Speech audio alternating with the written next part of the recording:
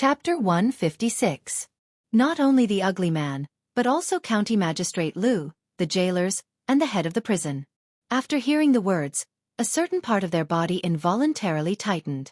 A certain picture flashed in their mind, and they dared not to imagine it again. A gentleman prefers death to humiliation. Give me a quick death if you have the guts. The ugly man's facial muscles trembled as he roared. Obviously, the words of the runner just now had a great impact on him. To him, even death was 1,000 no 10,000 times better than this humiliation. As long as he thought of that scene in his mind, he shivered all over and shuddered with fear. Don't talk. He had just started, but he was interrupted by the criminal. The runner waved his hand impatiently and continued to say to County Magistrate Liu, "Your Honor, if this method doesn't work, I have other ways. For example, we can find some male dogs in heat and feed the criminal with the aphrodisiac." Ew! As a civil official, County Magistrate Liu had never heard of such a scene. He tried not to think about the scene described by the runner, but the more he tried to ignore it, the clearer the scene became in his mind. Suddenly, his stomach turned upside down, and he couldn't stop retching with his hands on the table.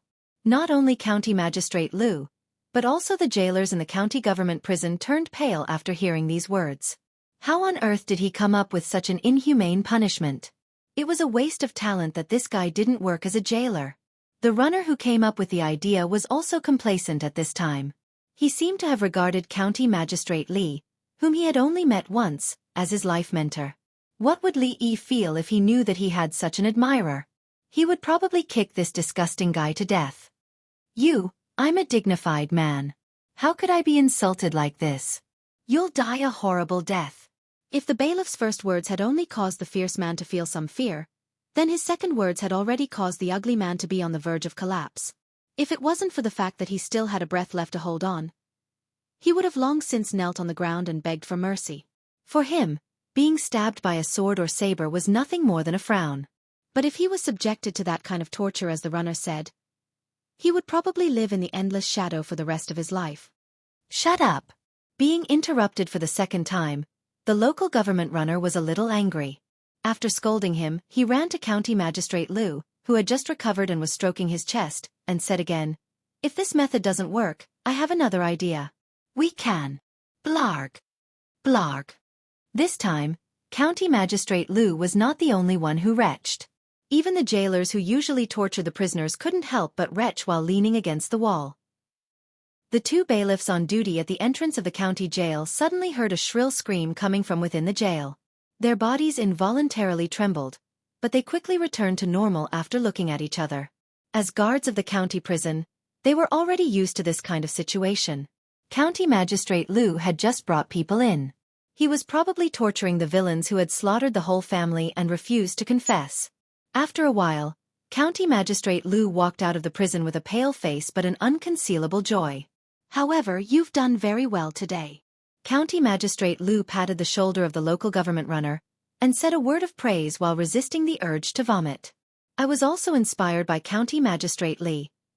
The local government runner was not arrogant, but said very modestly, "Go to the back office to get the reward yourself." County Magistrate Liu nodded and said, "Thank you, sir." Seeing the local government runner go to the back office with a smile on his face and a black dog running in front of him, County Magistrate Liu seemed to think of something, and his face immediately turned pale. Blarg. At the entrance of the county jail, the two guards on duty looked at County Magistrate Liu, who was holding the wall and retching for no reason as if he was having a stroke. "Boss, you didn't see it." At that time, County Magistrate Li shouted with a cold face, "Come on, drag him out and behead him." The servant who stole the silver was so scared that he collapsed in the court and confessed to his crime. County Magistrate Li is really amazing.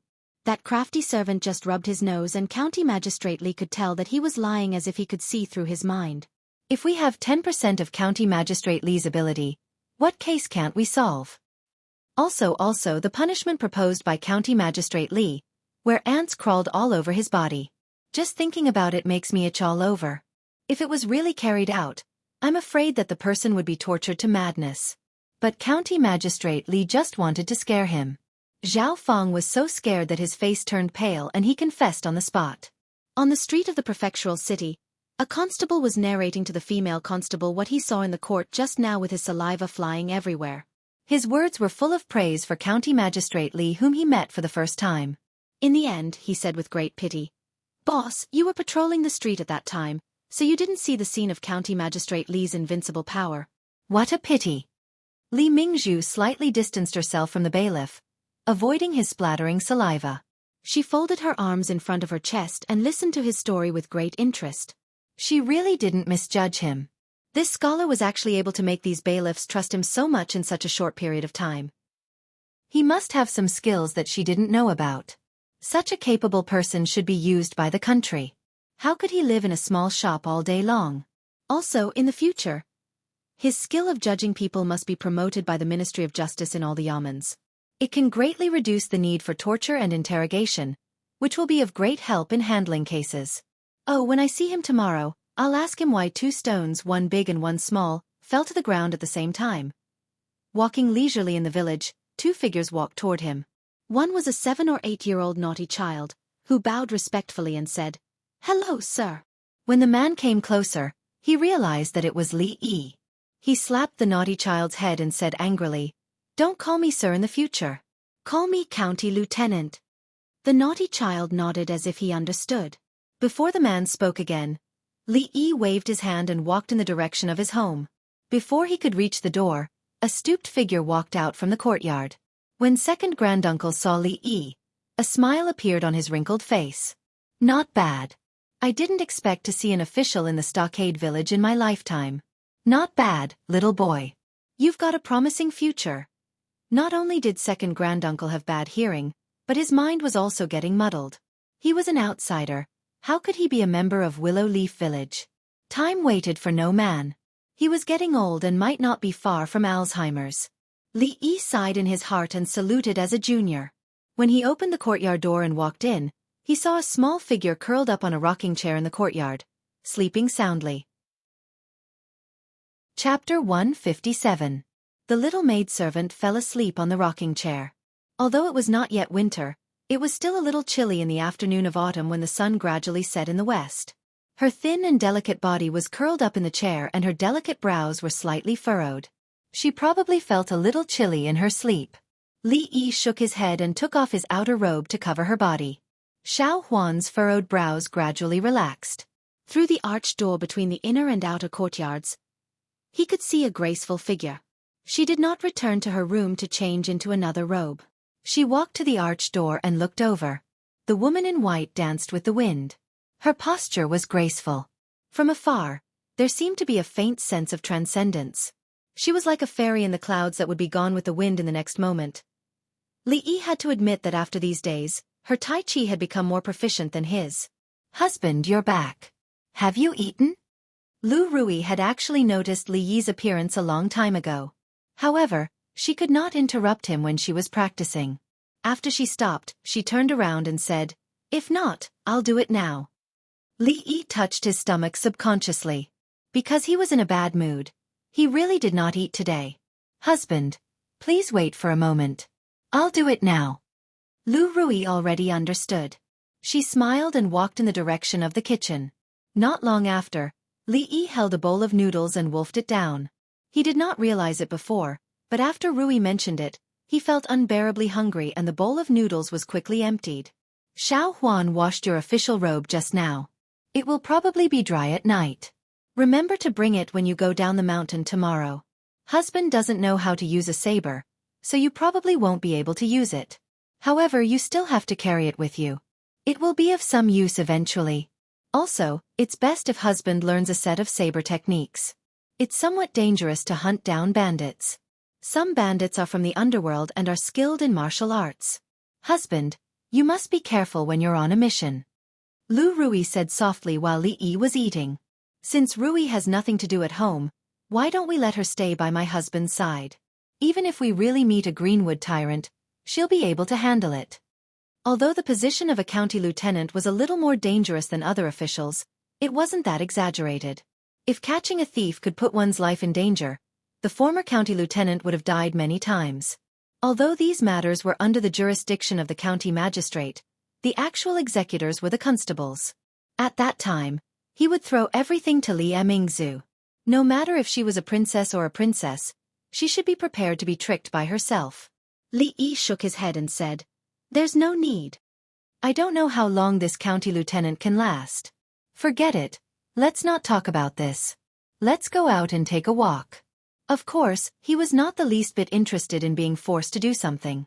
He wondered how long it would take for his superiors to remove him from his position if he became a county magistrate who did nothing and took his salary. This was a safer method that Li Yi thought of on his way back. He wouldn't go to jail and could completely get rid of this burden. As the two of them walked out of the courtyard, their silhouettes gradually disappeared into the distance. At the same time, a young man walked out from the house next door. Looking at their disappearing silhouettes, his face darkened. He punched the wall, causing dust to fall down. Autumn was getting stronger, and the leaves on the trees began to fall. The somber atmosphere became even more intense in the afternoon. "My husband doesn't seem to like being an official." The two of them walked on a small path behind the village. They were already some distance away from the village, and there was a gurgling stream on the side. Lu Rui said softly, "That's right." Li Yi sighed and said, "What's so good about being an official? It's not as free as it is now.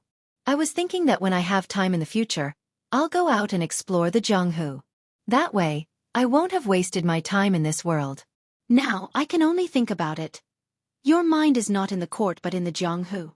My husband really doesn't look like a scholar." Lu Rui looked at him and said with a smile, "The Jianghu is so interesting, much more interesting than the court." In fact, Li Yi still had a little hope of becoming a hero of the generation. Wearing fresh clothes and riding a horse, traveling to the ends of the world with a sword, just like the heroes in the novels. Which hero would stay in the county government all day long? Lu Rui just smiled and said, "Husband, don't be deceived by those stories. There are no heroes in Jianghu. How can a group of uncivilized people call themselves heroes? They commit murder and arson, and there are countless people who deceive the world to gain fame." "I see. The Jianghu in this world seemed to be a little different, but the fire in Li Yi's heart was not extinguished." The two of them walked to the end of the path and were about to turn back. Lu Rui pointed to a stone tablet in the field and said, "That's the grave of my parents." Only then did Li Yi notice that there were many stone tablets like this in the open space. He could vaguely see the words carved on the stone tablet closest to him. Li Yi guessed in his heart, "Is this the ancestral grave of the Lu family?" Since they passed by the graveyard of his father-in-law and mother-in-law, it was a little inappropriate to pay their respects. Today was not a special day, and they just passed by. They didn't prepare anything and simply paid their respects. When they walked back, Lu Rui rarely talked about the things of the previous generation. "In my grandfather's generation, the stockade was not like what it is now. The troubled times had just ended. Although the stockade was disbanded, the habits didn't change. I heard that when my father and mother got married, there was no order from parents or matchmakers at all. My grandfather asked people to put down the betrothal gifts in the family's home, and then they took the bride and left. Now, when talking about things like kidnapping, she didn't need to avoid anything. I don't know what my parents were like at the beginning, but later, they lived like this." Only then did Li Yi know that kidnapping the bride was the tradition of the Lu family. In this way, he just happened to be in time. Along the way, they talked about some trivial things. Li Yi was a little surprised in his heart. Until now, she didn't even ask what was going on with this inexplicable county lieutenant. It seemed that she had accepted it. This made him have no chance to say the explanation he had prepared. It was windy outside. When they walked to the door, Lu Rui came over to help him tidy up his clothes and said, "My husband inexplicably became a county lieutenant, and I was also very surprised. Later, I thought that if my husband really became a county lieutenant, I would be the county lieutenant's wife in the future, wouldn't I?" Speaking of this, even she couldn't help laughing. Li Yi was stunned. After a long time, he turned to look at her and made a fist and palm salute with a strange expression. "County lieutenant's wife, I'm sorry. You're welcome. She imitated the way people in Jianghu and made a fist and palm salute with a smile on her face. Chapter 158. What did you say? Ahu confessed. In a dark room in the commoner's residential area in the northern district of Qing'an Prefecture, a burly figure slammed the table, his face full of disbelief. "I bribed a bailiff from the county government. He said that who confessed a few days ago and was taken away by the Ministry of Justice yesterday. Another person sitting next to him said in a low voice. With the crimes he has committed, I'm afraid he won't be able to get out once he enters the Ministry of Justice. The burly figure stood up, and an oppressive aura suddenly exploded. The expressions of the people in the room changed slightly. With Ahu's character, how could he? One of them said with a look of pity, shaking his head. If he was in the county government, they could think of a way to save him. But if he was in the Ministry of Justice, he would be in a land of death with no hope of ever seeing the light of day again. This sudden incident had completely disrupted their plans, causing all the preparations that they had made these days to fall short of success. Humph. If it weren't for that woman, how could Ahu have been caught? A gloomy voice sounded in the room. If it were only those useless people in the yamen, I could kill them all with one hand. Although it wasn't that woman who did it herself, Ahu was ruined by her. We have to avenge him. Another voice sounded in the room. After a short moment, the gloomy voice said angrily, Are we unable to do anything to that woman with just us brothers? Why don't we take advantage of the darkness of the night to kill our way to her door and slaughter her entire family? It can be considered as taking revenge for Ahu. I agree. I have no objections either. The rest of the people in the room agreed with this suggestion. The people of the Greenwood Forest had always acted according to their whims. To them, human lives were like grass. Every one of them carried at least one life on their shoulders. All of you shut up. Seeing that the room had become noisy, the burly figure suddenly shouted angrily. Only then did everyone quiet down. Although that woman is hateful, her martial arts are really good. Last time, my brothers and I joined forces to ambush her, but we only slightly injured her. In the end, Ahu was still captured by her and handed over to the yamen. Even if we go to her now, we probably won't get anything out of it. Besides, who knows if she has any helpers? We can't act rashly. Big Brother is right. A man stood up and said, You haven't fought with that woman, so you don't know how terrifying she is. If you act rashly, I'm afraid you'll follow in Ahu's footsteps. When he said this, his face was filled with a strong sense of fear. He had fought with the woman before. Several of his brothers had besieged her, but in the end, she had defeated one of them. The rest of them could only retreat temporarily. The woman was young, but her martial arts were extremely high. If they continued to fight with her, Ahu would not be the only one who had been defeated last time. Are we just going to let this go? One of them said indignantly. At this moment, the burly figure spoke again. We must avenge Ahu, but this matter must be considered at length. That woman has been working for the yamen for the past 2 years and has offended many heroes of the underworld. Who knows how many people want her dead? If we can form an alliance with them, this matter will be greatly feasible. This is a brilliant plan. Big Brother is right. I need to find those who have a grudge against that woman first. There's no hurry for this. There's a more urgent matter at hand. A few days ago, we were discovered by a female constable on the street. That person's martial arts is very powerful, and it wasn't easy for us to escape from her. I think our traces have been targeted by the yamen. In order to avoid unnecessary trouble, it's better to leave the city and lie low. As the burly man spoke, the voices in the dark room gradually quieted down. What, this is the gift you were talking about? Li Xian held a small porcelain bottle in his hand, and his voice was raised an octave higher than usual. Seeing that Li Yi nodded, a trace of black lines appeared on his face. Isn't this just Ruidu? The prince's mansion has as much as you want, and even the servants in the mansion have a bottle each. You want me to give this to mother? Li Xian somewhat regretted handing this matter to Li Yi, and he didn't pay attention to it anymore. He didn't expect that he would be so unreliable this time. That painting was not bad, but this Ruidu. Could he be a little more careful? If he had known that this would be the result, it would have been better for him to search during this period of time to see if there were any rare treasures. It was better than stupidly holding a bottle of Ruidu when the time came. Li Yi also didn't bother to explain to him. Because he didn't have time to customize a new porcelain bottle, he used the packaging of Ruidu. However, it contained the first batch of perfume that he had successfully tested. There weren't many flowers that bloomed in autumn, and there were even fewer that could be used to make perfume.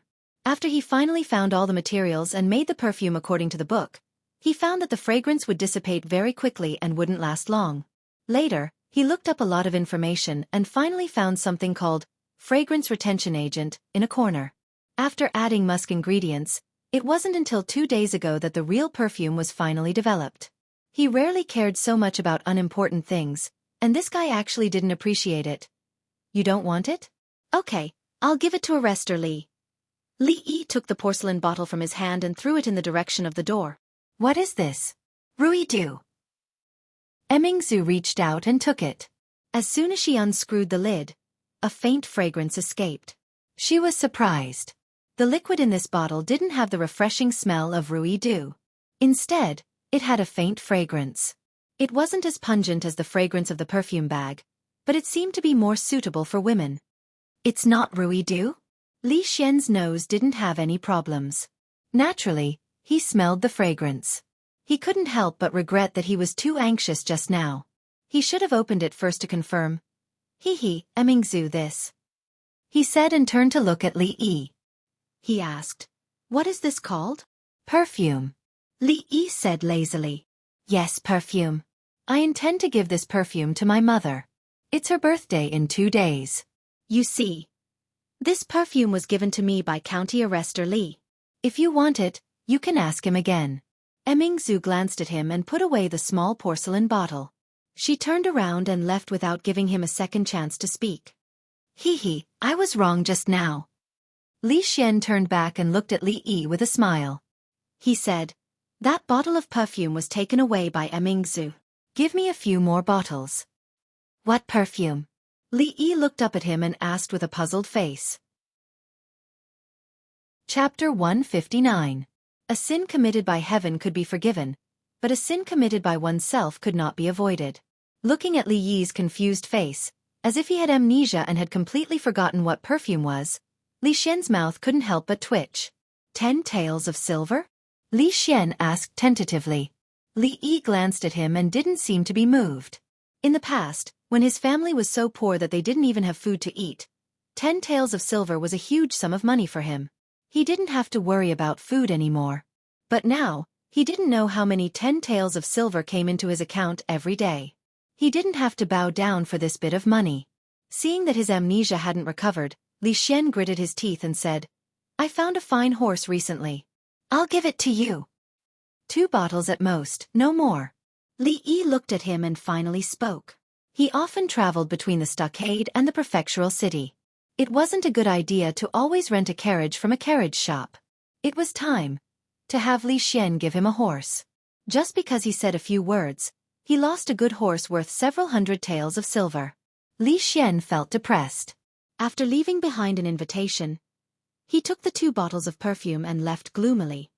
2 days later, Wang Fei's birthday banquet. Li Yi opened the invitation, glanced at it, and put it to the side. Although he wasn't interested in Wang Fei's birthday banquet, since Li Xian had already sent an invitation, it wouldn't be good to embarrass him. At most, he would get a free meal and leave after he was full. Ning Wang Fu was of such high class, there shouldn't be a lack of delicacies. Speaking of which, he really didn't know what the nobles of the imperial family usually ate. Thinking of this, the unwillingness in his heart lessened a little. It was just that Li Xian was too stingy and only gave 1 invitation. Otherwise, if a few more people went, they could at least earn back the cost. Li Xian was quite free. Whether it was the portrait or the perfume, he had personally made them. He just had to wait for the goods. Extorting a horse from him was a light punishment. The location of the Wang Fei's birthday banquet was, of course, Ning Wang Fu. Li Yi might not be familiar with the route, but he had been dragged here by Li Xian last time, so he knew the way. Ning Wang Fu's status was high. They had to give Ning Wang face. For Wang Fei's birthday banquet, there naturally wouldn't be a lack of guests. Those who had come were all prominent figures in Qing and Fu. There were civil and military officials, and even many people from the capital had come. From afar, Li Yi could see Steward Wang standing at the door, welcoming every guest with a smile. At the same time, he checked their invitations, accepted their gifts, and recorded them in the register. Keep your eyes open later. We only recognize the invitation card and not the person. No matter who comes, we can't let him in without an invitation card. Taking advantage of the free time, Steward Wang lectured the few servants at the door who welcomed the guests. Wang Fei's birthday banquet was a major event. Tonight there were many important people in the Wang Fu. Other than the high officials and nobles from the prefectural city and the capital, there were also the new scholars from Qing and Fu who had passed the imperial examinations. Wang Fei's birthday banquet was one of them. Inviting people of insight to discuss state affairs was also the highlight of the night. The welcoming area at the door was a very important part. If something went wrong, no one would be able to bear the responsibility. Hearing Steward Wang's lecture, the servants hurriedly agreed. Recently, Steward Wang had been in the limelight. There was hope that after the old steward retired, he would become the #1 candidate to be the head steward of the Wang Fu. "Oh Li, you're finally here. The young prince has been waiting for a long time." When Steward Wang saw Li Yi walk over from afar, the smile on his face grew wider and he hurriedly ran over. This time, his welcome to Li Yi came from the bottom of his heart. The business of Rui's nectar had brought in huge profits for the Wang Fu. The strong liquor that had just been released had caused many wine lovers to fight over it. It was even more popular than Rui's nectar. Just the profits from the past few days were enough to make Steward Wang smile from ear to ear. These few days, Steward Wang seemed to see mountains of gold and silver crashing down on him. Even the prince praised the strong liquor and praised him in front of everyone. These few days, Steward Wang was even floating when he walked. He had originally thought that he could only be a small steward for foreign affairs in this life. It was Li Yi who brought him hope.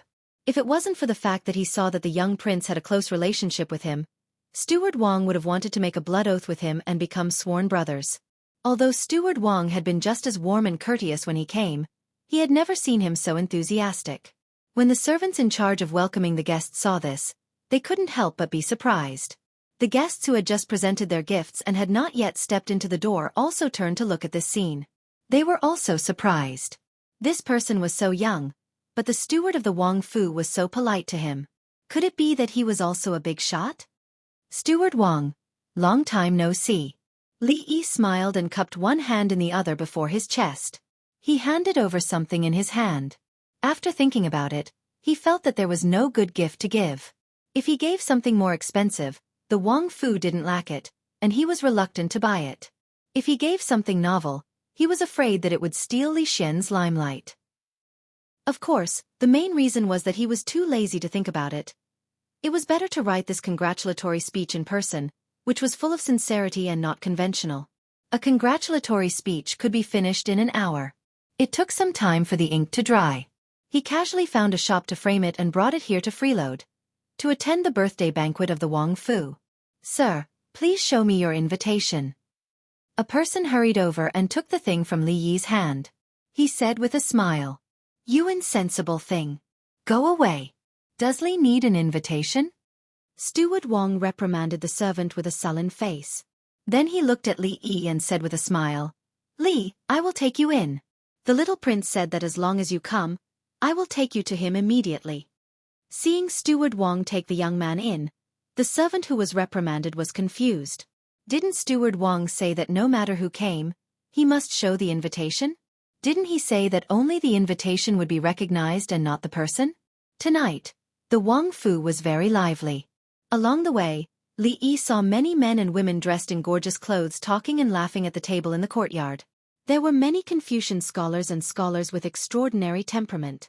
In the open space next to them, there was a singer singing with a mellow voice. This atmosphere was somewhat similar to the poetry meeting that he attended. Perhaps the banquets of the ancient people all liked this style. After following Steward Wang and turning left and right, they went deep into the Wang Fu. Gradually, the voices became smaller. Chapter 160. When he saw Li Xian again, he was in his room, staring at a kite in a daze. It was the princess's birthday, and the crown prince was hiding in his room watching a kite at night. No matter how he thought about it, it was not normal. When he saw Li Yi, his eyes lit up. He grabbed the kite and stood up saying, "Today, I carried a heavy weight on this kite and threw it from the roof. It was like a falling leaf, very slow. If I made this kite bigger, it could naturally carry more weight. If I made it bigger, wouldn't it be able to carry a person from the sky?" After listening to his words, Li Yi felt that as a second generation, he was really burying his talent. If he could give him a little more inspiration. He was afraid that on the other side of the ocean in the future, when Galileo discovered the law of free fall, Newton discovered the law of universal gravitation, and the Wright brothers invented the airplane, he would not be praised by people but scolded as a shameless plagiarist dog. Of course, the premise was that there would still be such people in this world. In theory, people can fly into the sky, Li Yi said as he looked at him. This sentence undoubtedly brought light to Li Xian's world and illuminated his entire life. He had been thinking about these things recently, but he could not verify them. He could not make a big kite for the guards of the prince's mansion to carry and jump off the cliff. Li Yi's affirmative answer made his heart feel at ease. Next, he only needed to do what he had been doing these days and slowly advance toward his goal. One day, he would realize what he wanted in his heart. In this period of time, in Li Xian's eyes, the whole world had already undergone earth-shaking changes. He had never been to the seaside, but he had sent people to ask experienced boatmen. He knew that when standing on the seaside and looking at the sea, when a ship sailed from afar, one would first see the mast and then the hull. This confirmed what Li Yi had said. The ground under their feet was not flat, it was like a silk ball. The idea that he had just put forward was also something that he had slowly pushed forward over the past few days. He imagined that one day, humans could fly in the sky like birds. What kind of situation would that be? Of course, these things couldn't be accomplished overnight. They needed to be realized slowly. Shaking his head, he tossed these thoughts to the back of his mind and said, "Let's go for a walk outside." Li Xian could be considered half a master of the prince's mansion. Among the guests tonight, there were many who knew him. Seeing him and a stranger appear together, the two seemed to be quite friendly. When he was about to raise his head to greet them, the other had already walked past him. He stood there awkwardly with his mouth half open, but his heart was full of doubt. He had long known that Prince Ning's crown prince did not stick to a pattern, and now it seemed that the rumors were true. He just didn't know what kind of person that young man was, that he could make Prince Ning personally accompany him. As the main characters of the night, Ning Wang and Ning Wang Fei were of noble status. Naturally, they wouldn't show their faces outside at all times. Only some important guests were qualified for them to personally accompany them. At this time, in a brightly lit hall, there were a few figures. Sitting on the main seat was a graceful and noble woman. She smiled and said, "A few days ago, Yan Fei personally returned to the palace from Qing'an province and brought back a strange item called Ruidu. His Majesty greatly praised it and has included it as a tribute. I just didn't think that this Ruidu would come from the prince's mansion. If Jejia likes it, then when you return to the palace this time, bring some back." Ning Wang and Ning Wang Fei sat on either side of her. The one who spoke was Ning Wang Fei. "Then thank you, sister. When His Majesty reads memorials, he can't do without this item," the noble woman said with a smile. Even though this was Ning Wang Fu, Ning Wang and Ning Wang Fei were very polite to this woman. It was because of her special identity that even they hadn't thought that she would come to this birthday celebration without a notice. Walking with Li Xian would always attract a crowd of onlookers.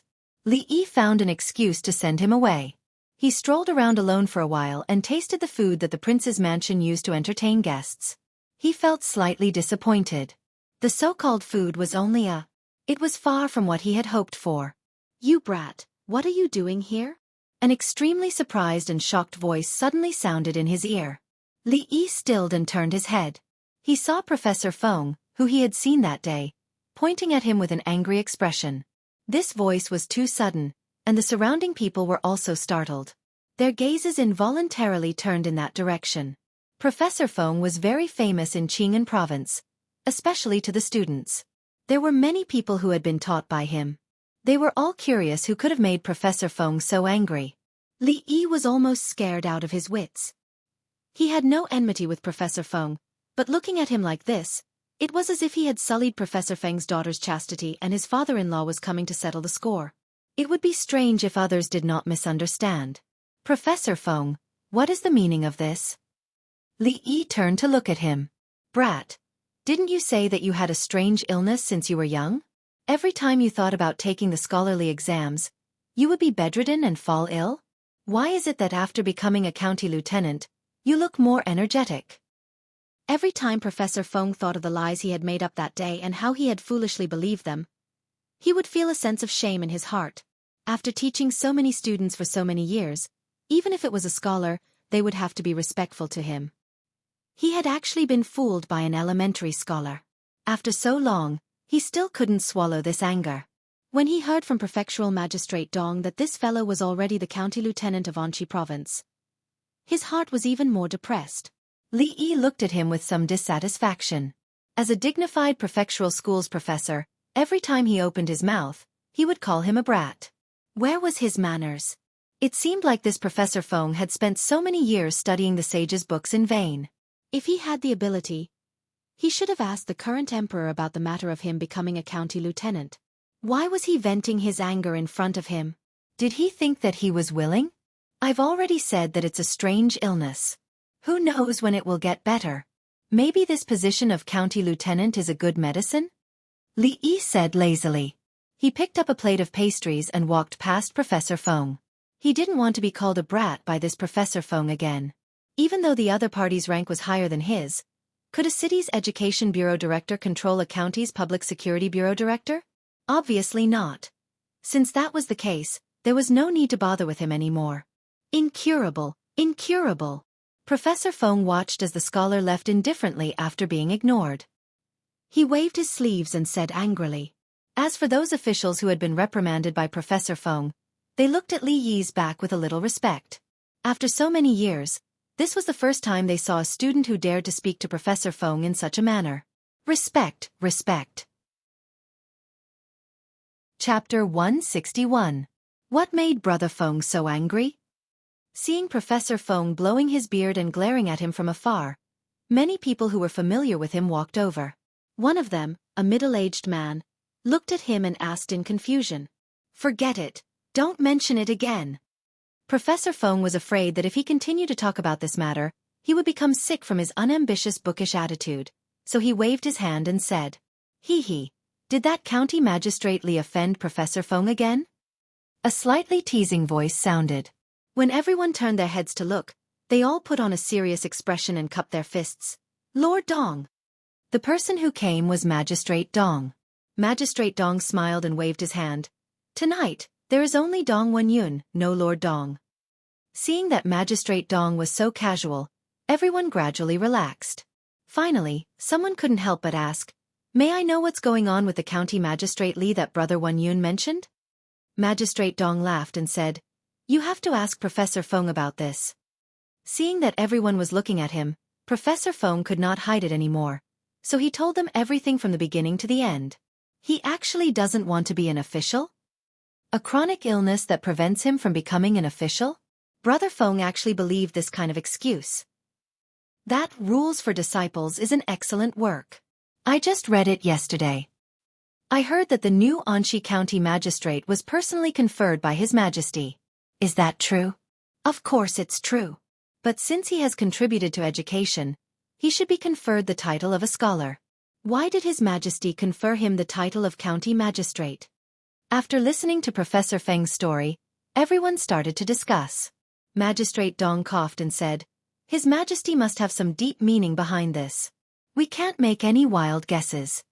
The officials who were curious about this immediately shut their mouths when they heard this.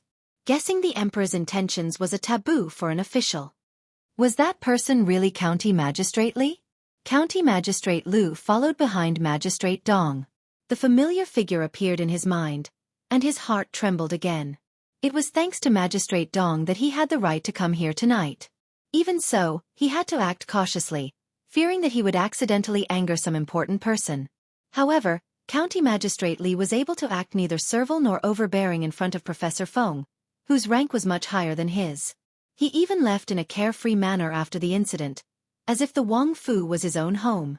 Magistrate Lu would never believe that he was just an ordinary county magistrate. No, it seemed that when he returned to the county government today, he had to sternly warn that unfilial son to stay in the government office for a period of time and not go out to cause trouble. He should also forget about the misunderstanding with County Lieutenant Li as soon as possible. I heard that Mimi had a chronic illness a few days ago. As an elder sister, I should have come to visit, but it is not easy to leave the palace. Seeing that Mimi's complexion is good, I can relax. The elegant and noble woman held Ning Wang Fei's hand and said with a smile, Thank you, Your Highness, for your concern. Your concubine's body is fine now, Princess Ning said softly.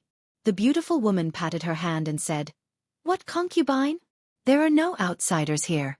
You and I can call each other sisters." With that, her face showed some confusion and she said, "That's right, why didn't I see Xian today?" Princess Ning smiled and said, "He doesn't know that sister has come. He is probably still in his room. I will send someone to call him." As soon as she finished speaking, a figure walked in from the door. "Father, mother." As soon as Li Xian stepped into the room, he saw that other than his mother, there was another woman in the room. When he saw her appearance clearly, he was stunned for a moment, then immediately knelt on the ground. "Xian greets your highness." The elegant and beautiful woman immediately smiled and personally walked up to him. She helped him up and said, "Child, we haven't seen each other for many years, but you have become polite to me." She looked Li Xian up and down and nodded with satisfaction. She said, "I haven't seen you for many years. Xian has really grown up. You look so talented." Who would remember the little fellow who had a runny nose all day? The beautiful woman's words caused Li Xian's face to slightly redden. When he was young, he had been sent to the palace to receive instruction with the princes and princesses. At that time, the empress had treated him very well. Far away from the palace, in the capital, he was often bullied by the princes. When he was bullied, the empress would always stand up for him, reprimanding and punishing the princes. In that period of time, his feelings for the empress had even surpassed that of his birth mother. Even now he still remembered, those princes who bullied him, after being beaten up by Ming Zhu, still had to stand in a row and let the empress reprimand them with a stern face. Every time this happened, he would stand behind the empress and secretly laugh. Although his nose and face were also swollen, his heart was very happy. After so many years, seeing the empress again, it was inevitable that there would be a sense of alienation. But after the other's words, the estrangement caused by time was instantly swept away. "Just now, you wanted to present a gift to Wang Fei, right? Let the empress see what good things Xian has given to Wang Fei." After the beautiful woman sat back on the main seat, her eyes were still looking at Li Xian as she asked with a smile. Li Xian waved his hand towards the door and a servant came in with an exquisite brocade box. Li Xian took the brocade box from his hand and respectfully knelt in front of Ning Wang Fei. He said, "This child wishes that Mu Fei's appearance will not grow old, and that you will always be young and live as long as the heavens." Usually, he felt closer to calling them father and mother. On such a serious occasion, even the way he addressed them became serious. "What appearance will not grow old, forever young? Where did you learn these words from?" When Ning Wang Fei heard these words, she stilled for a moment. It was the first time she had heard such birthday greetings.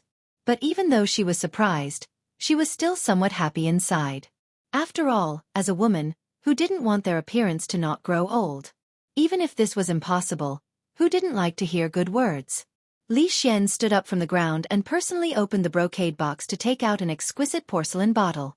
In order to avoid misunderstandings, the original Ruy Du porcelain bottle had naturally been changed by him. This porcelain bottle was unusually exquisite. After it was opened, a faint fragrance came out of the bottle.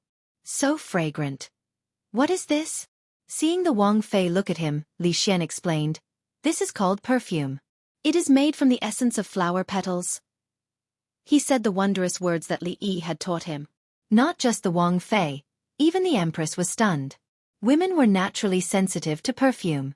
Even if they had never heard of this thing before, they only needed to think about it to know its use. Which woman didn't want to be the special one? No matter where she went, there would be a fresh and elegant smell. No woman would be able to refuse such a gift. Looking at the perfume in Ning Wang Fei's hands, the empress, who was sitting at the head, had a slightly envious expression. There was also a faint trace of loneliness that no one could detect. Chapter 162. As the current empress, the head of the harem and the motherly model of the world, there were all kinds of rare things in the palace. Although the perfume was good, it could only cause her mood to fluctuate for a moment. However, as the empress, it was not easy for her to leave the palace. She did not know if she could have such a long journey again in her lifetime. She stared blankly at the young man in the hall. After so many years, he was no longer the naughty child he used to be. "Your Highness, there's another bottle of perfume here. I'll give it to you." Li Xian saw her staring blankly at him and thought that the Empress was also interested in the perfume. He had originally planned to give both bottles to his mother, but he changed his mind at the moment. When he was young, Her Majesty the Empress had treated him very well. Even though so much time had passed, Li Xian still remembered his kindness. The Empress's gaze was gentle as she accepted the perfume with a smile. Li Xian walked down and opened the painting impatiently. He said, "Mother, this is the portrait that I drew for you. Do you like it?" After he opened the portrait, the Empress also looked over. She was slightly taken aback when she saw the lifelike portrait. She couldn't help but exclaim, "This portrait? It's so realistic. I'm afraid that even the painters of the palace wouldn't be able to draw it." When she saw the painting, even the Empress's face showed a hint of amazement. She then rolled her eyes at him and said, "Do you think I don't know how capable you are? This painting must have been drawn by someone else. No wonder you took a few portraits for me a few days ago. I should have thought of it." Being mercilessly exposed by the Empress, Li Xian could not help but blush slightly. He said, "I can't hide anything from you, Mother. I actually asked Li Yi to draw this portrait. I also asked him to make the perfume." "Oh, Li Yi? Is he the miraculous person who cured my depression?" the Empress asked in surprise. She was vaguely familiar with this name. After thinking for a while, she immediately thought of who it was. After all, she was deeply troubled by her depression. She still had a deep impression of the miraculous person who cured her. "That's him." Li Xian nodded and said, "Illness of stagnation. A miraculous person? What's going on?" the Empress asked with a hint of confusion on her face. Ning Wang, who had been by Wang Fei's side all this time, finally smiled and spoke. "A few days ago, Wang Fei was ill with a strange illness. Even the imperial doctors sent by the palace were helpless. Fortunately, an extraordinary person offered a good prescription and Wang Fei's illness was cured." "There's such a thing?" Hearing this, the Empress stood up and said, "This person should be heavily rewarded." "Don't worry, Your Highness. I've already rewarded him heavily," Prince Ning said with a smile. The prince's residence only wanted 50% of the profits from the Ruidu and liquor business. Just for the sake of this matter, it could be said that he had gained a great advantage. Not only does he know medicine, but he also has such painting skills. He can be considered an extraordinary person. The Empress looked at the portrait and said, "With just a few portraits, he can draw such charm. He is more than qualified to be a court painter. If Your Highness likes it, I can ask him to paint one for Your Highness. As for becoming a court painter, it's not necessary." Li Xian was really worried that the Empress would make Li Yi into the palace as a royal painter. If that was the case, his life would undoubtedly be less interesting. He hurriedly said this and quickly ran out. The Empress had wanted to stop him, but her eyes glanced and saw the perfume and portrait in Ning Wang Fei's hands. She just raised her hand and put it back down. "All right, you don't have to accompany me. Tonight is Sister's birthday. You two probably have to show your faces outside." After a while, Ning Wang and Ning Wang Fei sent the Empress to the inner hall. Tonight, the prince's residence was very lively. Li Yi finally found a secluded garden. He held a plate of pastries in one hand and a pot of fruit wine in the other as he walked towards a pavilion in the depths of the garden. Choosing to come here tonight was not a correct decision. Other than Li Xian, the only other person he knew was that Professor Feng. If he went out now, he would probably be scolded by that person who liked to lecture others. It was quieter here. Li Yi sat down in the pavilion and ate the pastries and drank the fruit wine. He could faintly hear someone singing. The voice was very pleasant to listen to. In this era, it seemed that any banquet would have dance music to add to the fun. Li Yi had just seen a group of people gathered there. Before he could go over to join in the fun, he had encountered Professor Feng. After being called brat twice, he didn't have any thoughts of going over. When he came over just now, the banquet outside had just started. He wasn't in the mood to face a table of strangers. He ate something to fill his stomach and then said goodbye to Li Xian before going back to sleep. He had eaten too many pastries and was extremely greasy. The fruit wine tasted good and he drank a mouthful to relieve the greasiness. Not long after he put down the wine pot, he suddenly heard footsteps behind him. The person who was walking towards the pavilion didn't seem to realize that there was someone in such a secluded corner. The old figure behind the man said in a low voice, "Milord, should we chase him away?" The old man didn't lower his voice. Li Yi, who was sitting in the pavilion, frowned. Who was this old man? He was so overbearing. Did he think the prince's residence was his home? Li Yi hadn't seen Prince Ning before, but he had seen his portrait. The man was slightly older than Prince Ning. Obviously, he wasn't the owner of the prince's residence. However, those who appeared in the prince's residence tonight were almost all people of status. The person who came might be a high-ranking official. He was just a small county officer and probably couldn't afford to offend him. He prepared to stand up and leave. Unfortunately, there was still half a plate of pastries left. When he went back, he would probably have to personally make it himself. Should he eat egg fried rice or noodles? This was a dilemma. It was also at this time that the man waved his hand and said, "No need." He walked up to the pavilion and sat down on the other side. He only glanced lightly at Li Yi and didn't speak. He seemed to have something on his mind as he stared at the lights outside the shadows of the trees in a daze. Occasionally, the loud voices of young people could be heard from there. Most of them were talking about state affairs. It was faintly discernible. These were the new scholars of Qing and Fu. They only had to wait for the court to appoint them before they could truly step onto the official path. Perhaps after a few years, some of them would also become important officials in the court. As the man was thinking about these things, he suddenly felt something. He turned his head and saw the young man hand over the plate of pastries. "Want a piece?" Li Yi looked at him and raised his eyebrows. Towards this high-ranking official who wasn't overbearing, Li Yi had some good feelings.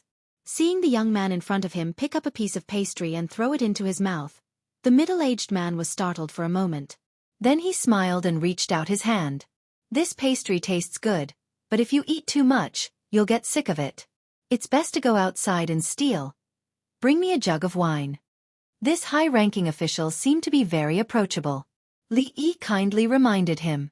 The middle-aged man only ate a piece of pastry, but he seemed to be interested in the young man in front of him. Seeing that he was dressed like a scholar, he asked, "Are you this year's new scholar?" I'm ashamed. I've been studying for a few years and I'm only an elementary scholar," Li Yi said lightly, but his face didn't show the slightest hint of shame. Hearing this, the man was a little confused. It was strange for an elementary scholar to appear on such an occasion, but he didn't mind. Out of habit, he said a few words of encouragement. "You're still young, there's no need to be ashamed. If you study hard, you may be able to graduate and serve the country. The world's scholars are the foundation of a country. Even if you can't become a scholar, you can still become a jurin and have the qualifications to be an official." The scholars are the foundation of a country? Li Yi didn't mind that the high-ranking official was lecturing him like Professor Feng. He casually asked, "Shouldn't the foundation of a country be its people? Didn't your teacher teach you that when you were young?"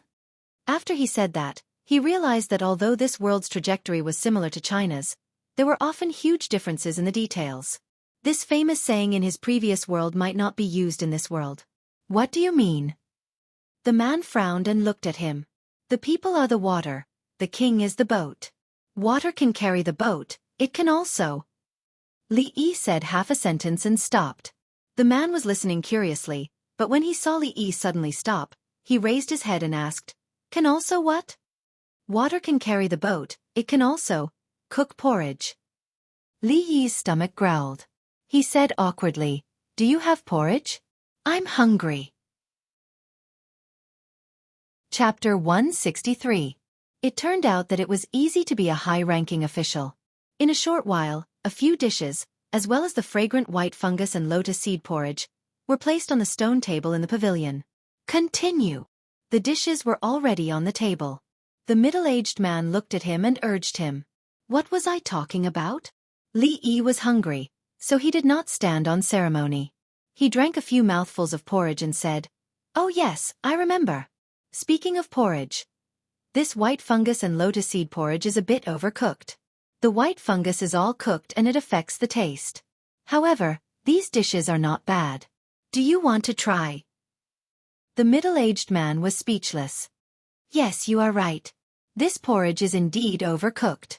The middle-aged man drank a few mouthfuls of porridge and reached an agreement with Li Yi on this matter. The old man, who was quietly standing behind the man, could not help but twitch when he heard this. The emperor of a country went out incognito without the officials of the court, just to discuss the problem of cooking porridge? It would only take 1 day to travel from the capital to Qing and prefecture by water. However, if he wanted to return to the palace, it would take at least 6 or 7 days. This time, he did not go out with great fanfare and did not have a large entourage. However, in order to protect the emperor and her ladyship, almost all the aces in the palace were sent out. Naturally, the journey would not be fast. If the emperor's identity was accidentally exposed, the imperial censors and imperial censors would be very busy when they returned to the court. Time was of the essence. Returning to the palace was the most important thing. What problem was there to discuss? Of course, these words could only be thought in his heart. He could not say it out loud. Water can carry a boat, but it can also overturn it. Well said. Hearing such an argument from a scholar really surprised him. If the people could live and work in peace, eat their fill and wear warm clothes, who would have nothing better to do and run over to rebel? They would be angry with whoever rebelled. However, if they did not even have enough to eat, other than rebelling, there would be nothing else to do. This was the logic. Now that the Confucians were ruling the country, they naturally protected the interests of the Confucians, which was the interests of the aristocratic families and the rulers. As for the common people at the bottom of the hierarchy, they were far from paying enough attention to them. Since he had nothing to do, it was good to have someone to chat with to relieve his boredom. Although the person in front of him might be a high-ranking official, what he said was not outrageous. Whether the other party listened to him or not, Li Yi did not really care. Ruling a big country is like cooking a small fish. In short, don't torment the people, and nothing big will happen. Li Yi poked at a fish on the table. Just like this fish. If you flip it too many times, the meat will fall apart and it won't taste good anymore. Ruling a great country is like cooking a small dish. Hearing this again, the man's eyes lit up. When he was about to continue asking, Li Yi waved his hand and said, "Forget it. Let's eat. Let's not talk about these useless things." Useless things? This was the first time he heard someone say that the way of ruling a country was useless. The man was stunned. He then narrowed his eyes and looked at the young man in front of him. He was not angry. Instead, he was more curious about the young man. Although he did not speak much, every word he said was a gem. Even some of his words seemed crude, but when he thought about it carefully, there was some truth in them. In the past 2 years, our Jing kingdom has been plagued by disasters. The drought has just passed, and the south has been hit by floods. In the desolate northwest, bandits have run amok. Moreover, our evil neighbor, the Qi kingdom, has repeatedly invaded our borders. There are rumors among the people that it is because the current emperor has lost his virtue that so many bad things have happened. Nonsense. Before the middle-aged man could finish his words, he was interrupted by Li Yi.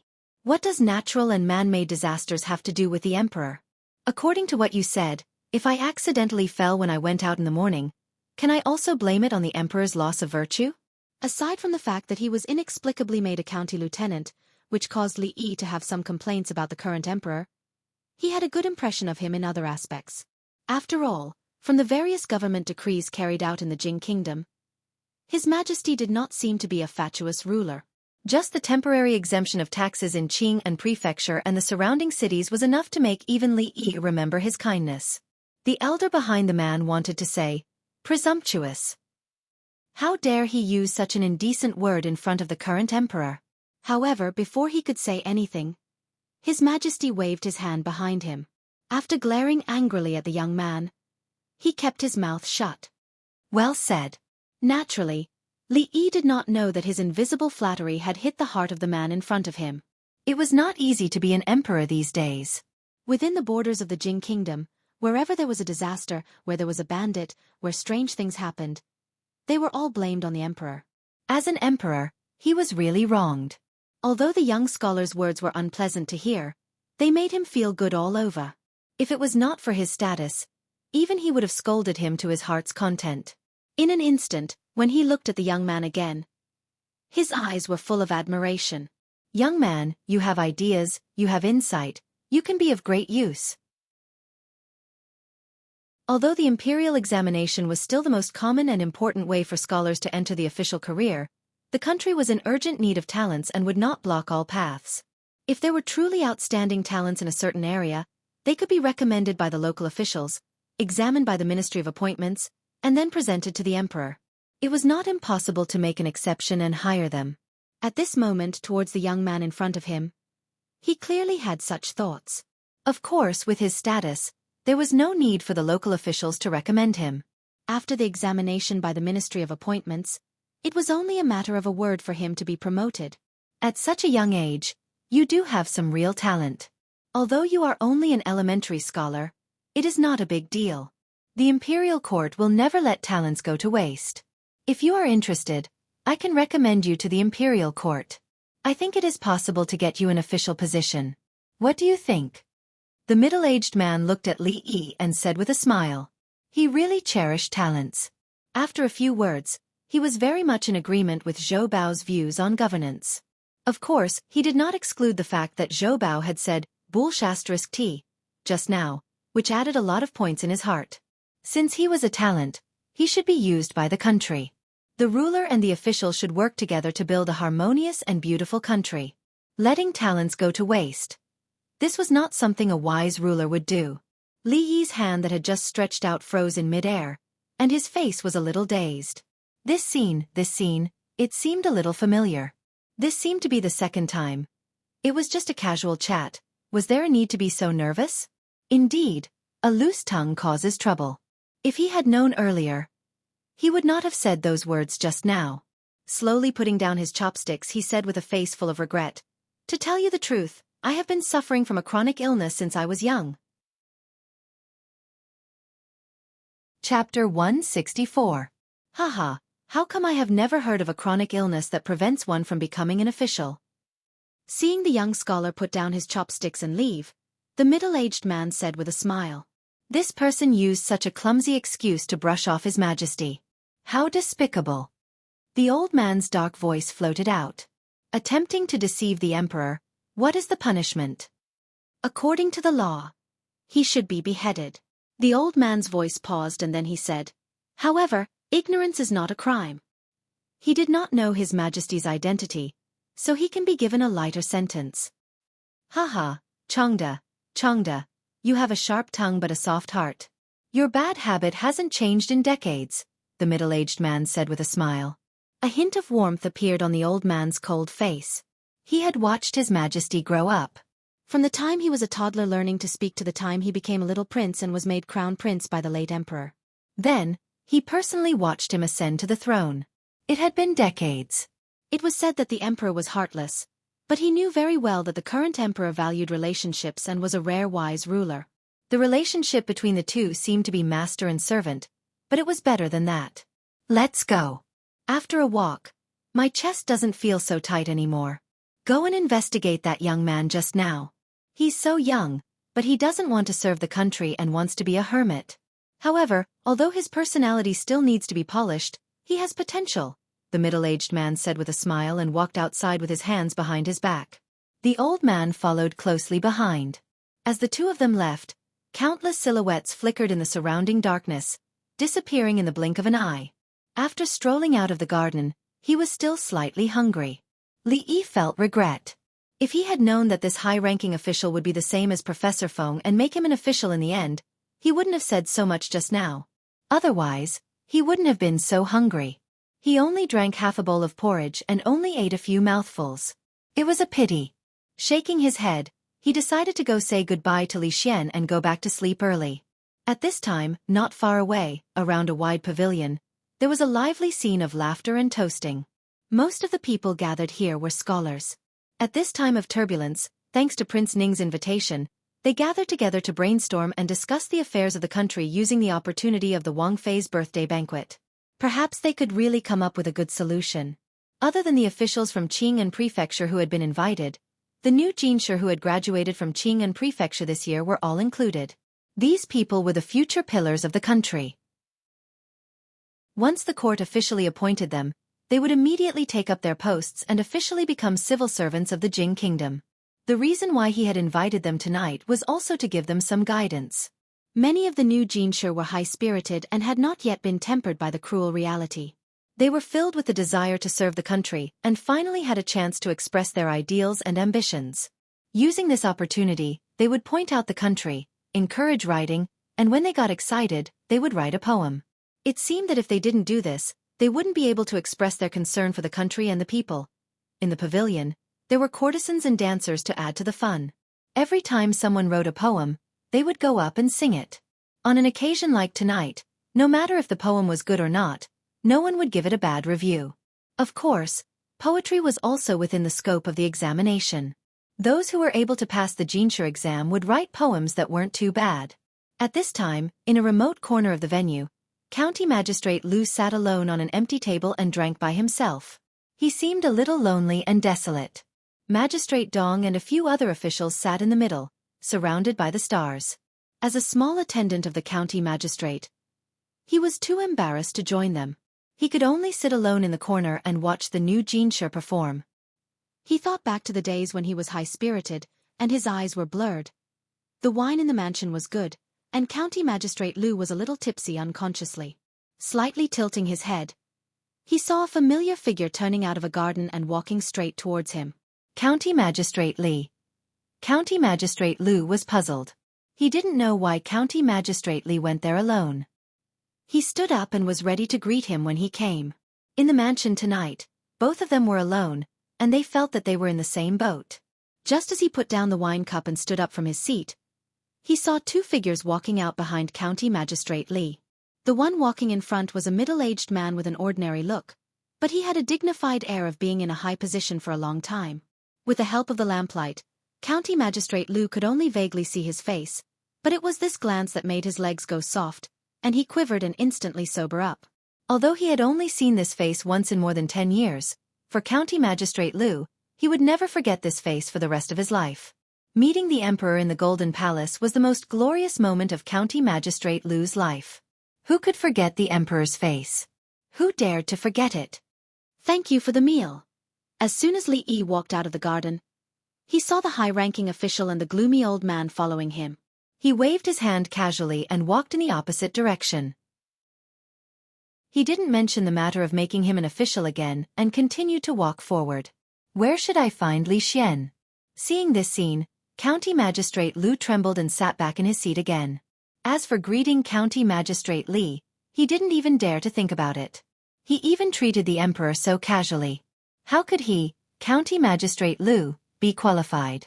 It was not easy to find Li Xian in such a large mansion, and it didn't seem good to leave without saying goodbye.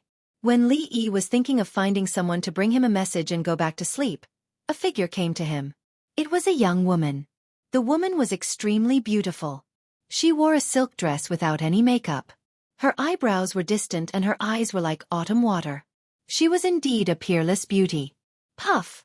Seeing this peerless beauty, Li Yi couldn't help laughing for a moment. What are you laughing at?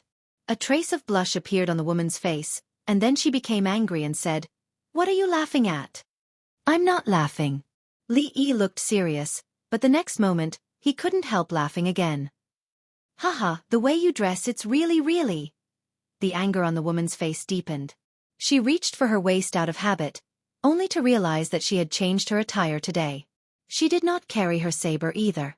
She waved her fist at Li Yi and said, I dare you to laugh again. Although it was normal for a woman to dress like this, Li Yi was used to her wearing the police uniform. He didn't see her as a woman from the bottom of his heart. At this moment, she stood in front of him in a different outfit, and he was really not used to it.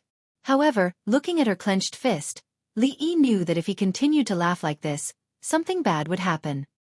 He hurriedly stopped laughing and said, I won't laugh. If you see Li Xian later, remember to tell him that I'm going back first. Goodbye, haha. Seeing that the situation was not good, Li Yi slipped away. Emingzu clenched her fist and looked at him with some shame and anger. Business was more important, so she didn't care and strode forward. Why can you sing other people's lyrics, but not mine? Do you look down on me? When passing through the place where the scholars gathered, an angry voice came to his ears. Li Yi looked in that direction in surprise and shook his head. He still felt that it was more important to go home and sleep, so he didn't plan to join in the fun. When he was about to leave, he heard the next voice and paused. Chapter 165. Young master, you misunderstand. I have no such intentions. It is just that I am not feeling well today and my singing has been greatly affected. If I continue, I fear I will disturb the mood of all the young masters. The beautiful girl bowed and said apologetically. What do you mean by not feeling well? Don't use this excuse to brush me off. A young man stood up from his seat and said impatiently, How come I don't see anything wrong with you? If you are asked to sing, then sing. Today, all the officials and your peers are present. If you don't sing, it will ruin everyone's mood. At this time, he was annoyed that this performer did not know how to appreciate favors. It was because he had seen how good she was at singing that he had asked her to sing his best work. He hadn't thought that she would sing someone else's work so straightforwardly and readily. When it came to him, she made excuses. This was clearly making him lose face in front of all his peers and all the officials. The beautiful girl had a difficult expression. Today was Wang Fei's birthday banquet. All the famous performers and singers of the prefectural city had been invited to sing and dance. They could not refuse. Even though she was on her period, had a cold, and was not feeling well, she didn't dare to disobey.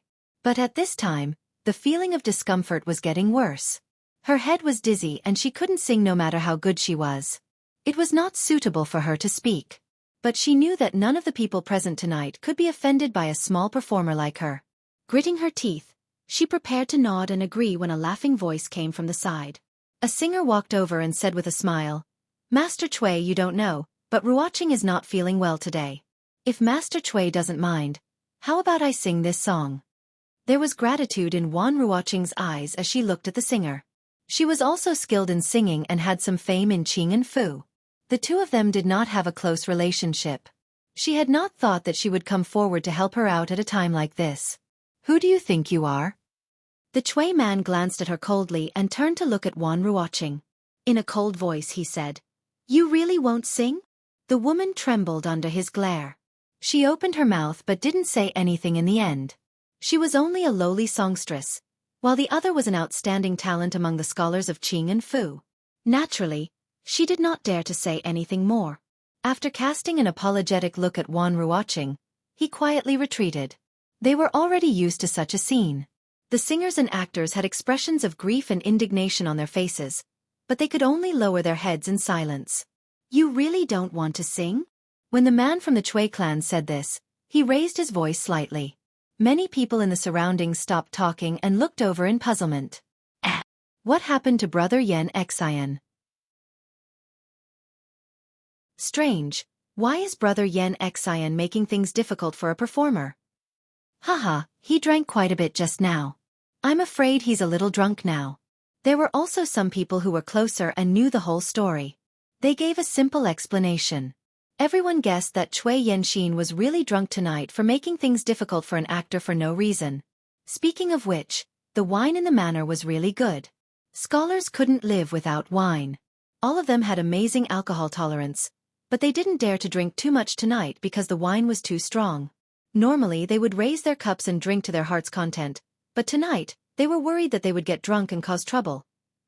Everyone looked at the two of them with an expression of interest, but no one went up to mediate. A mere performer, a lowly girl, if she was in trouble, then she was in trouble. No one would take it to heart. Brother Yan Xian, I'm afraid it's not appropriate to make things difficult for a weak girl like this. Wan Ruoqing was about to grit her teeth and agree when a luxuriously dressed young man walked out of the crowd and walked over. Brother Xian, what is the meaning of this? Cui Yanxin looked at the young man coming over and asked with a frown. He and Jiang Zian were both scholars of Qing and Fu who had passed the exams this year. In the past, they hadn't interacted much. Tonight, they had spoken a few words. Presumably, he wasn't someone who liked to meddle in other people's business. Why was he standing up for this performer? The young man smiled and said, Brother Yan Xian, don't be angry. Miss Ruoqing is an old friend of Xian's. Cui Yanxin was stunned for a moment. After the two of them looked at each other, Cui Yanxin looked at him strangely and said with a smile, I really didn't expect Brother Xian to be such a sentimental person. Haha, to tell you the truth, Brother Yan Xian, I've admired Miss Ruoqing for a long time. This time, when I return home after graduating, I want to help her get rid of her lowly status and take her back. The young man smiled and cupped his hands at Cui Yanxin. If that's the case, I naturally won't make things difficult for her. Cui Yanxin nodded. Since the other had already spoken, he naturally wouldn't insist. He turned his head to look at the performer and said, "Tonight, there are many lords and people of the same age present. Since Brother Xian is interested, why don't you agree? It can be considered as a witness." He saw Zhang Zian's intentions. At this time, he intended to speak up to help him. Yan Xian's words make sense.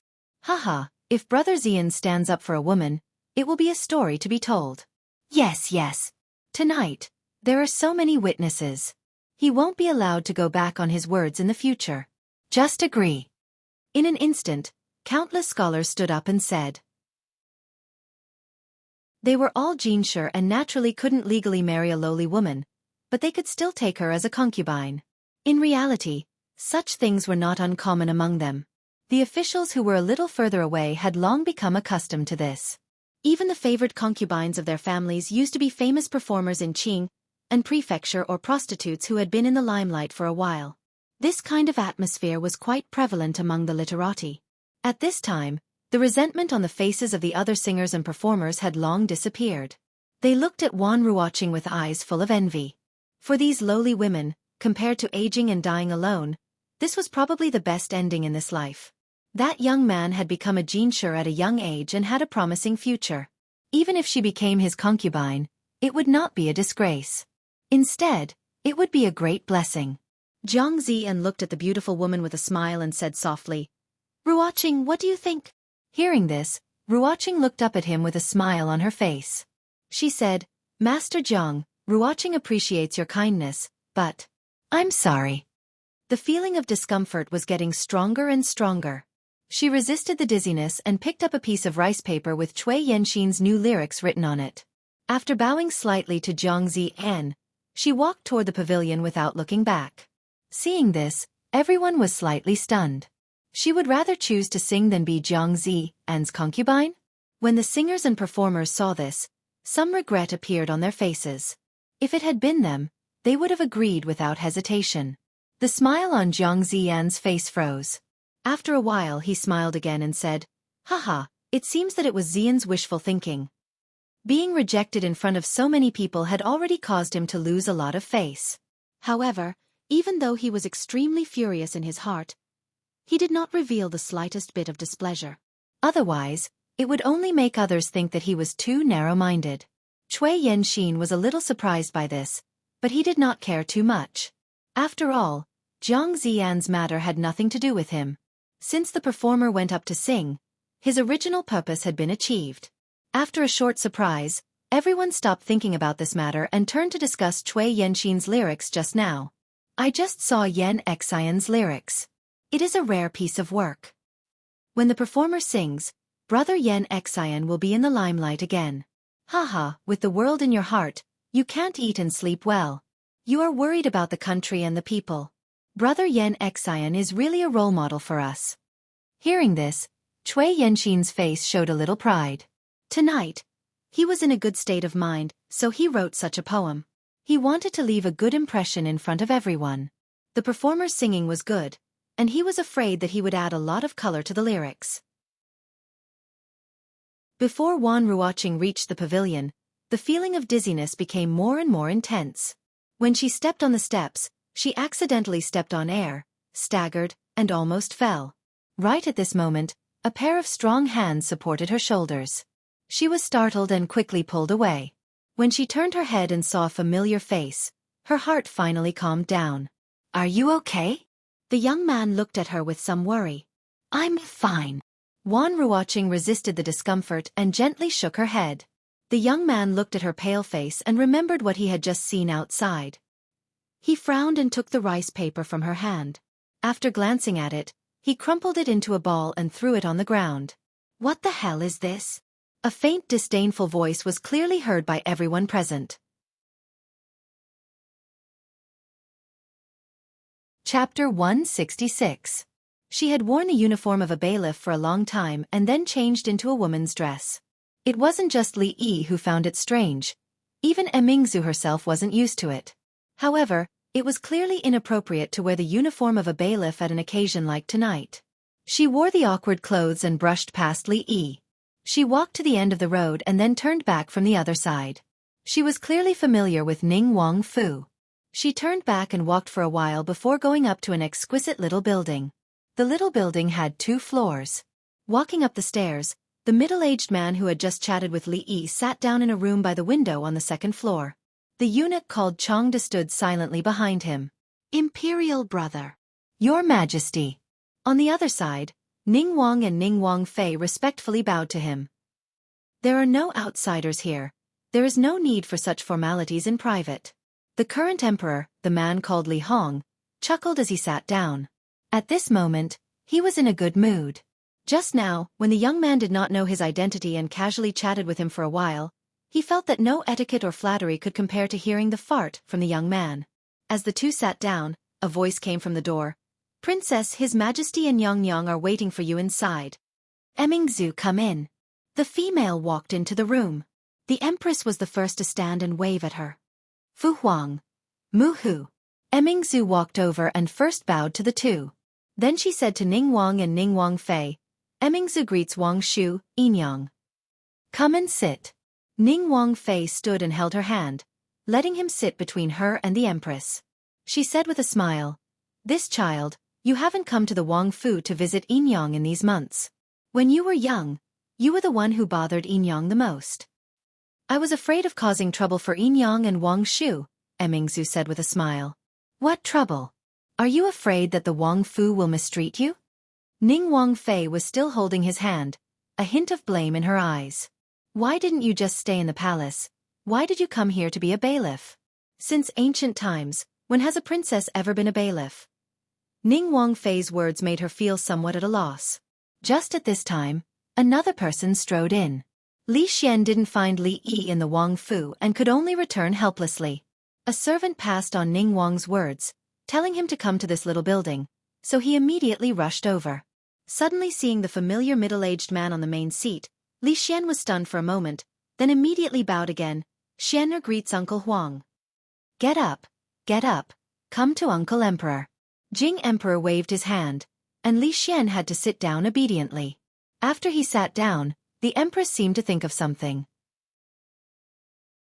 She turned to look at Emingzu with dissatisfaction and said, "You child, who told you to secretly bring wine to father? Don't you know that your father has asthma and can't drink? And Changde, I told you to look at His Majesty, and you just look at him like this? Don't think that I don't know that without you, the wine would not have reached His Majesty's hands. This old servant knows his mistake." The old man behind Jing Emperor heard this and immediately knelt down. "Get up, Zhan is also at fault in this matter. Let's not mention it anymore." Jing Emperor waved his hand and suddenly sniffed. He asked in confusion, "Where is the fragrance coming from?" Since he didn't want to mention this matter again, the Empress didn't say anything more. She followed his topic and said with a smile, "Your Majesty doesn't know, this thing is called perfume. It was given to me by Xian, just now." "Perfume?" Jing Emperor's face was slightly surprised. Before he could speak, a trace of doubt appeared on his face again. He turned to look out of the window. Just at that moment, the originally noisy atmosphere outside suddenly became quiet. Below the small building was a spacious area. It was the place where the officials discussed the affairs of the state tonight. Sitting on the upper floor, one could hear a few words. They were used to the noisy arguments. Now that it had suddenly become quiet, it naturally made one suspicious. The old eunuch named Changde had already walked to the window. When he looked down from the window, a trace of surprise appeared on his old face. "It's him." After a while, Jing Emperor stood up from his seat and walked to the window. When he saw the young figure below, he couldn't help but smile. "It's him." Seeing the expression on Jing Emperor's face, Prince Ning and Li Xian also walked over with some doubts. "What the hell?" The young man crumpled Cui Yenxin's poem into a ball and threw it on the ground like a piece of scrap paper. Coupled with a mocking and disdainful expression on his face, the scholars who were waiting for the performer to sing the poem were clearly stunned where they stood. Arrogant, too arrogant. The next moment, such a thought emerged in their minds. Cui Yenxin's face had already turned red. He strode over and looked coldly at the guy who came out of nowhere. He gritted his teeth and asked, "What did you say?" This person's action just now was obviously looking down on his proud work. This was an unbearable insult for a scholar who valued talent very much. If he let him go like this, today's matter would definitely become a stain on Cui Yanxin's life. It's him? Isn't this the person who was reprimanded by Professor Feng just now? Yanxin once had a grudge against him? Many people present had just seen the scene of Professor Feng's anger, and someone instantly recognized Li Yi. I say, don't take out such a clumsy work to show off. You still want him to sing it. It's not your fault that the poem is bad, but it's your fault that it tortures others' ears when you sing it. Li Yi had never had a good impression of this so-called scholar, who looked gentle on the surface but was actually sanctimonious. It was the same with Shen Zhao, and it was the same with this man surnamed Cui. After studying for a few years, he thought that he was the most talented person in the world. He was condescending, putting on a high and mighty appearance, bullying a woman, and everyone else just watched coldly from the side. In the future, the Jing kingdom would be governed by such a person, so why would it not perish? Of course, the most important point was that the person he bullied was someone Li Yi knew, and he often missed the taste of the 2 osmanthus cakes she made. Arrogant. His proud work was said to be worthless, especially the sentence, "It's not your fault that the poem is bad, but it's your fault that it tortures others' ears when you sing it." This sentence almost made Cui Yanxin spit out a mouthful of old blood. There was not a single curse word in the whole sentence, but when it was put together, Cui Yanxin had the urge to strangle the person in front of him. He shouted angrily, "Arrogant person, what good poem can you come up with? Take it out for everyone to see.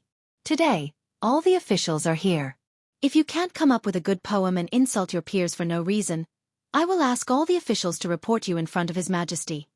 At this moment, Cui Yanxin was also angry and depressed. He did not know the person in front of him at all, and thought he was some new scholar. Being insulted like this, with his personality of course, he would not let it go. He was extremely confident in his poem, and in a moment of impulse, he said these words. In the distance, a few local officials of Qing, and also walked over. Professor Feng was walking at the front, and before he had even stopped, he heard Cui Yanxin's words. When he raised his head to look at the person in front of him, he staggered and almost fell. Yanxin. Cui Yanxin was someone he thought highly of, and he had not let him down in this imperial examination. He had obtained the title of scholar, and he really did not want to see Cui Yanxin be humiliated again. These days, he had been preparing for the imperial examination in the capital, and did not know anything about the recent events in Qing and prefecture. Naturally, he did not understand that competing in poetry with the young man in front of him was practically asking to be humiliated. "Master Feng, I have made up my mind. Today, I will not tolerate this humiliation." Cui Yanxin waved his sleeve and said with a face full of determination.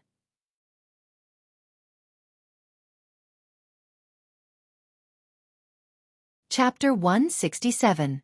It's not your fault that you wrote poorly, but it's your fault for tormenting people's ears when you sing it.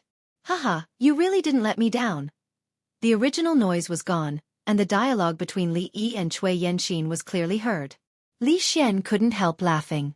Among the people he knew, Li Yi was the first one who could scold people to such a high degree. There were a large number of palace masters around the small building. Perhaps one of the servants carrying the dishes was a powerful figure who was hiding his strength. Chief Chamberlain Chongda had only mentioned a few words, and in a short time, someone had already reported what had happened, word for word. Haha, you really know how to be protective of the fairer sex. Jing Di smiled, and then seemed to think of something. He looked at Li Xian and asked, "Little Xian also knows him?" Li Xian nodded and said, replying to Imperial Uncle, "His name is Li Yi, and he is Little Xian's friend." Li Yi? Hearing this name, Jing Di's face showed a trace of doubt. He always felt that he had heard of it somewhere. Imperial Father, Li Yi is the person who wrote rules for disciples. You just conferred him the title of County Lieutenant. Emingzu explained prettily on the side. As the ruler of a country, he was busy every day. Naturally, it was impossible for him to remember the name of a scholar. After she reminded him, he remembered that it seemed to be true. Li Yi? Is he the person who cured my sister's chronic illness? At this time, The empress on the side also asked. Imperial Mother, it's him. Emingzu said. Even Jingdi did not expect that the interesting young man he met in the garden of the prince's mansion had such a deep relationship with the royal family. He already had a copy of the poem written by Cui Yenxin. After looking at it, he shook his head and said, "It can be regarded as a good piece of work. I am afraid that it is difficult for that young man to write a better one." In his heart, he admired Li Yi very much, but he did not understand his poetry. He hoped that he would win, but he also knew that the possibility was not high. Haha, Imperial brother guessed wrong this time. At this moment, Prince Ning smiled and stepped forward, saying, "Tonight, even if Cui had chosen anyone here, he might not have lost. But he chose Li Yi, so he can only humiliate himself." Because of Li Xian, he had specially sent someone to investigate Li Yi. Since he could be called the #1 scholar in the Jing Kingdom by Su Lao Xuezheng, how could his talent in poetry be comparable to anyone? At this time the empress also said, "The birthday poem he wrote for my sister was not bad. I think he has some talent." Hearing that the Rui Du and perfume were made by Li Yi, the two of them naturally wanted to see what kind of gift he presented today. Although they were slightly disappointed that he only gave a birthday poem, they had to admit that the poem and handwriting were excellent. Could it be that I've underestimated him? When Jingdi looked down in surprise, Mingzhu's eyes also stopped on Li Yi. Most of the time he was easy to get along with, but if he showed that kind of expression, it meant that someone was going to be unlucky. "You should go and participate." He was already an adult, but he was still as childish as a naughty child. When he couldn't bully others, he went to complain to an adult. However, Cui Yenxin's words obviously did not scare Li Yi. If he had the ability, he should go and participate. It would be best if he could make him lose his position as a county officer. In the future, he would definitely put 2 incense sticks in his house to thank him. "You should go and participate." Participate. When Cui Yenxin heard this, he felt like he had punched cotton. He almost couldn't help but spit out a mouthful of blood. He met a handsome man who didn't know any tricks.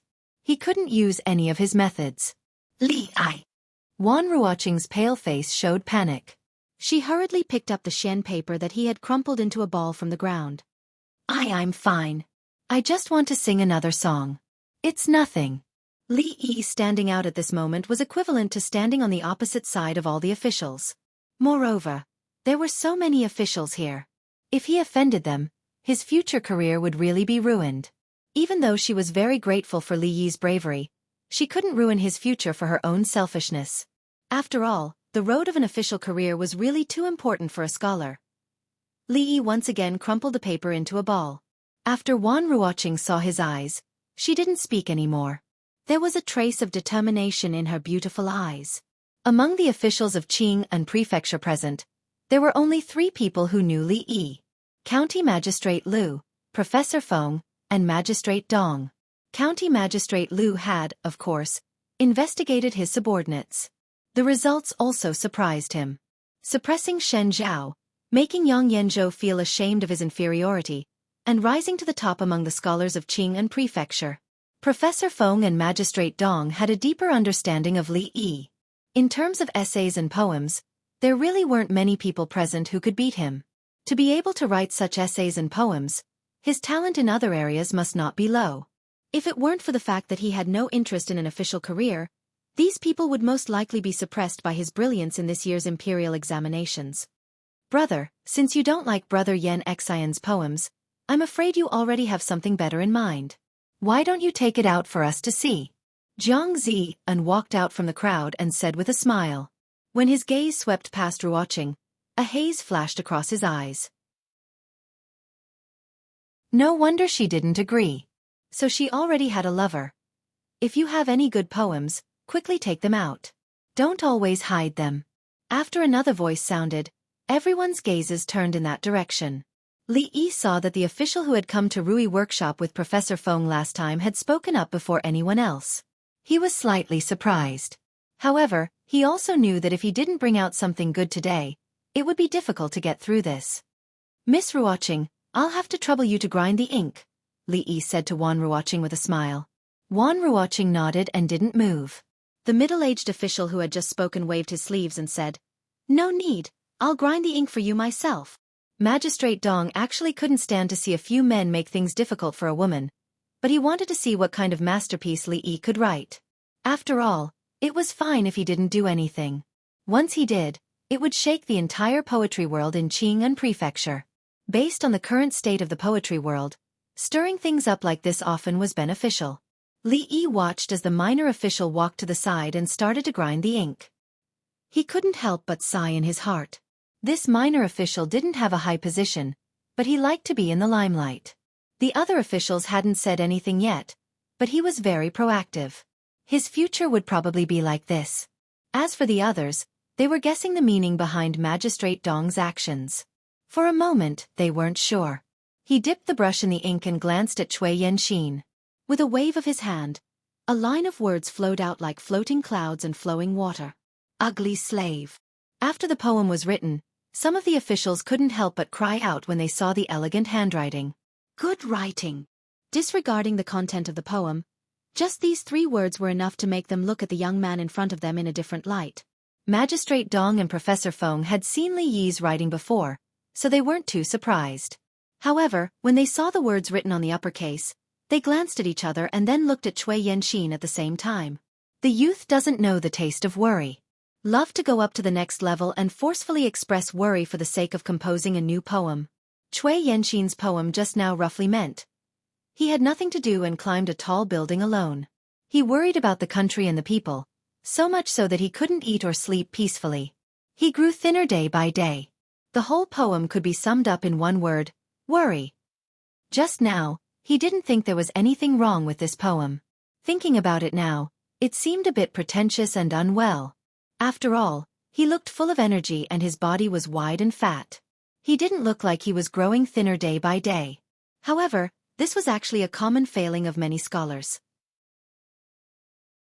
Normally, they wouldn't pay attention to these things. If it was brought up, most people would probably be labeled as forcefully expressing worry for the sake of composing a new poem. But now that it was pointed out, naturally, it couldn't be ignored. At this moment, Li Yi picked up his brush and finished writing the first and second part. The youth doesn't know the taste of worry. He loves to compose a new poem and forcefully expressing worry. Now that he knows the taste of worry, he wants to say it but doesn't. He wants to say it but doesn't. It's a cool autumn. Professor Feng raised his head and glanced at Li Yi.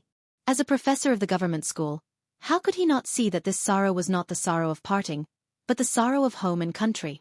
The layers of foreshadowing were tactful and subtle, but not revealing. It was already an excellent piece of writing. But the problem was, what was with the sorrow and anger revealed in the whole poem? How could he have such experience at such a young age? With his attainments in poetry, he definitely didn't write this poem to express his feelings, but to slap people in the face.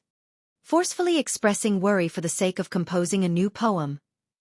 Cui Yanxin had just finished worrying and he wrote such a sentence. Professor Feng sighed.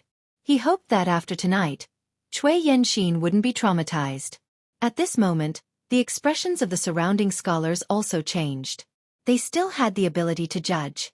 This poem was indeed much better than Cui Yanxin's poem. Of course, the first sentence was more important. The youth doesn't know the taste of worry. He loves to compose a new poem and forcefully expresses worry. Wasn't the word young man referring to Cui Yanxin? Even they felt like they had been shot in the knees. Life had just begun. There were many things that had not been experienced. How could he have so many worries? Thinking of the poem he had written before, he couldn't help but feel a burning sensation on his face. At this moment, Cui Yanxin's face was pale as he stared blankly at the paper. It was as if a sharp knife had pierced his heart. 2 streams of hot tears rolled down from his eyes. He raised his head to look at Li Yi. The sorrow and anger in his heart had reached the sky. Forcefully expressing worry for the sake of composing a new poem. Do you dare to be more ruthless? Cui Yanxin's vision darkened and he fainted on the spot.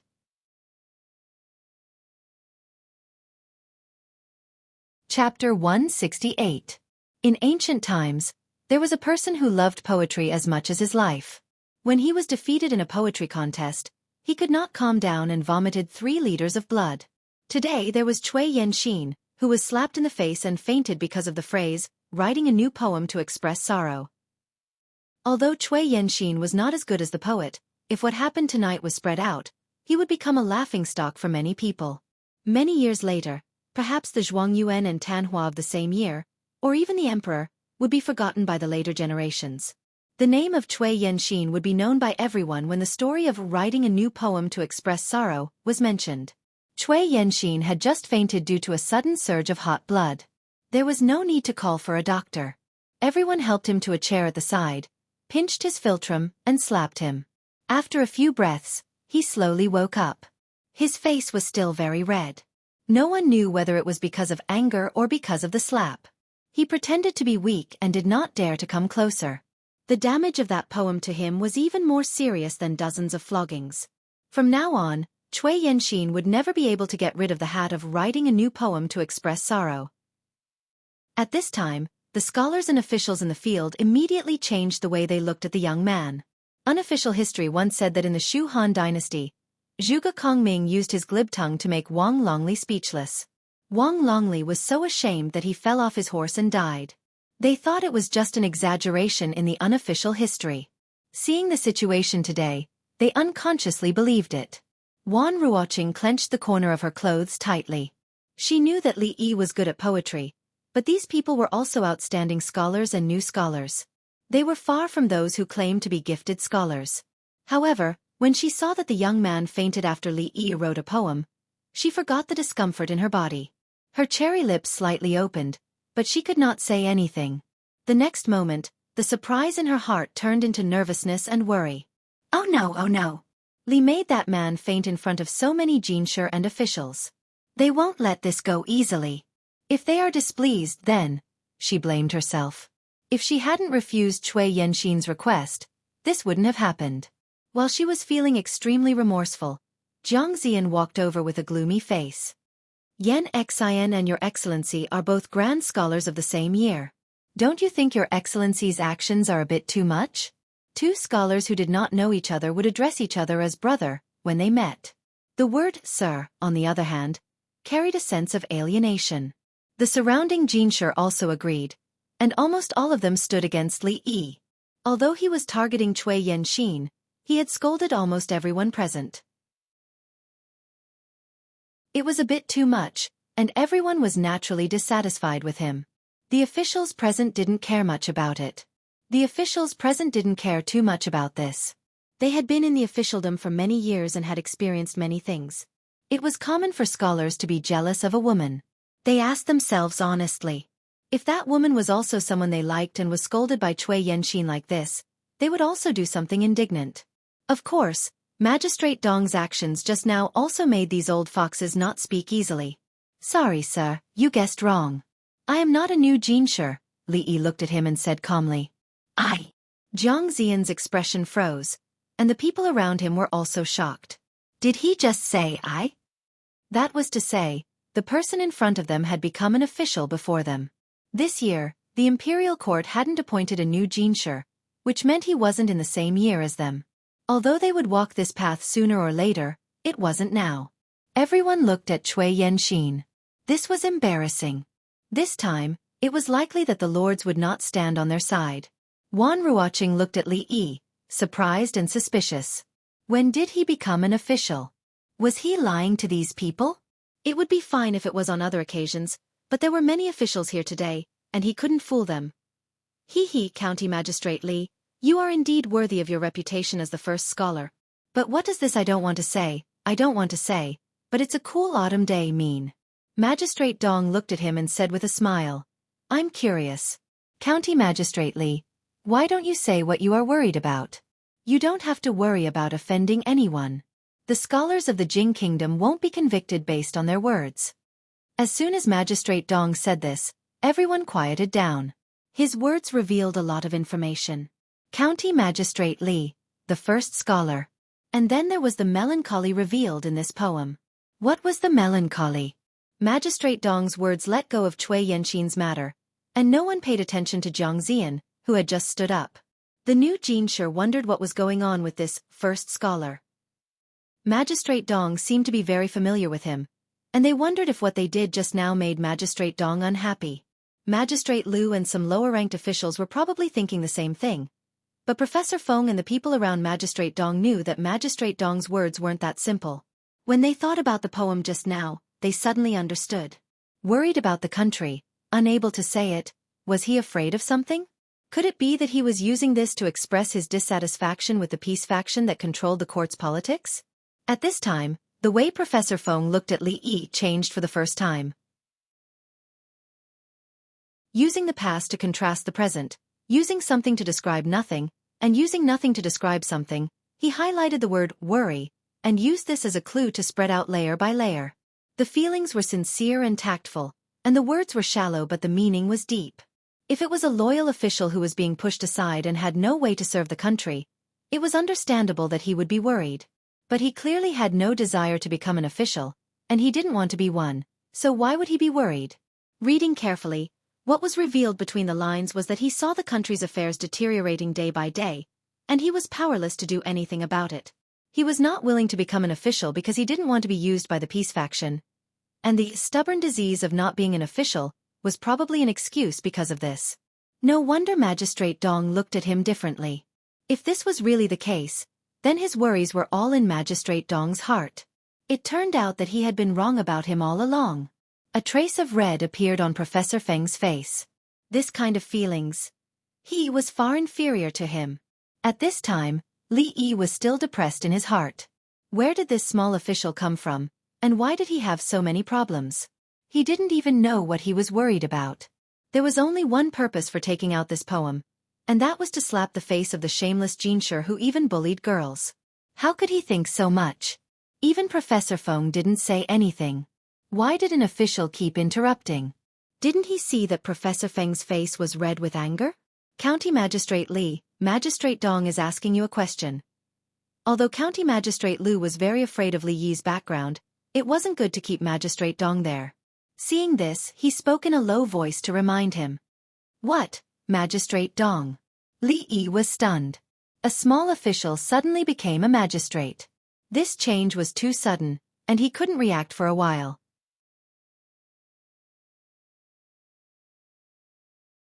Chapter 169. Haha, I know that those who offend him will not have a good ending. Above the small building, Li Xian did not care that the emperor and empress were here and laughed without grace. It was the first time he had seen someone faint from anger with just one poem. At this moment, he couldn't help but think of the mid-autumn poetry meet. In Mianxiu Garden, the so-called second scholar of Qing and Fu had provoked him. When Li Yi finished his poem, all those so-called scholars had stopped talking. It was a pity that he had not been there. Otherwise, he would have felt it more deeply. He made up his mind that in the future, he would ask for a few poems from Li Yi. When the time was right, he would throw them out like this and shock everyone. That feeling would be extremely satisfying. Little Xian, don't be rude. The emperor and empress was still here. Seeing that he did not have the bearing of a prince, Ning Wang couldn't help but reprimand him. Wanting to speak but not wanting to speak, the sky is cold in autumn. Interesting, interesting. Changde, send someone to summon him. He didn't expect that the young man he met by chance in the garden would have so many entanglements with the royal family. Emperor Jing also admired him very much. He wanted to see what kind of expression he would have when he knew his true identity. After saying this, he suddenly furrowed his brows imperceptibly. The heavy feeling in his chest appeared again and his breathing became difficult. However, he experienced this kind of situation almost every few days, so he did not pay it too much attention right now. Downstairs, Li Yi had just learned from County Magistrate Lu that the curious little official just now was the Qing and Prefectural Magistrate. After a moment of shock, he composed himself and bowed. Sir Prefectural Magistrate, I have nothing to worry about. I was just casually lamenting. Casually lamenting? Hearing this, Cui Yanxin felt his blood boil again. Even when Magistrate Dong heard this, the corner of his mouth couldn't help but twitch.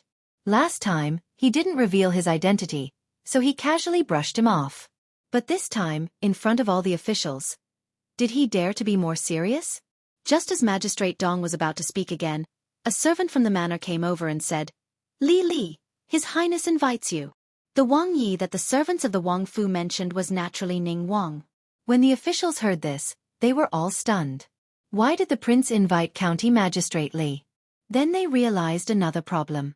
How could a small county officer be qualified to attend the princess's birthday banquet? Even prefectural magistrate Dong was slightly surprised by this matter. The emperor had personally written the title, the princess and Ning Wang both treated him. Was this county magistrately not simple? Only county magistrate Lu didn't feel strange at all. What was Ning Wang? Imperial brother. Imperial father.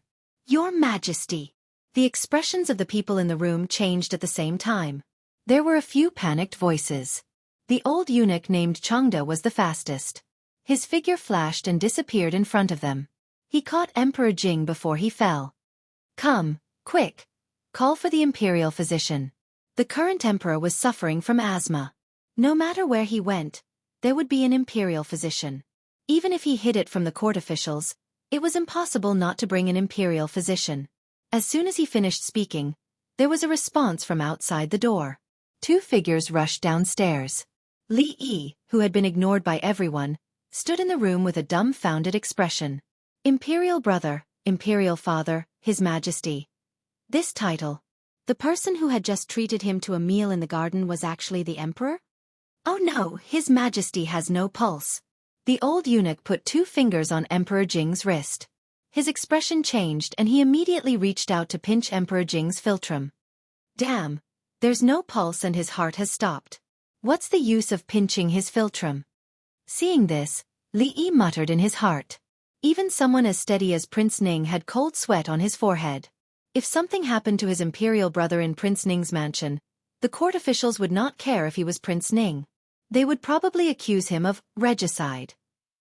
Seeing the old man pinching with all his might, Li Yi finally couldn't help but walk over and say, "It's useless to pinch like this. Go away." Changda did not care about anything else at this time. He did not even raise his head and said angrily. Li Yi was slightly annoyed, but he thought that the old man was probably anxious at this moment. It was understandable, so he did not care too much. At this moment, Emingzu grabbed his arm. For the first time, an extremely anxious expression appeared on her usually indifferent face. You have a way? She was very clear about Li Yi's various magical methods. The princess consort's stubborn illness was also cured by him. Thinking of this, Emingzu looked at him with eyes full of expectation.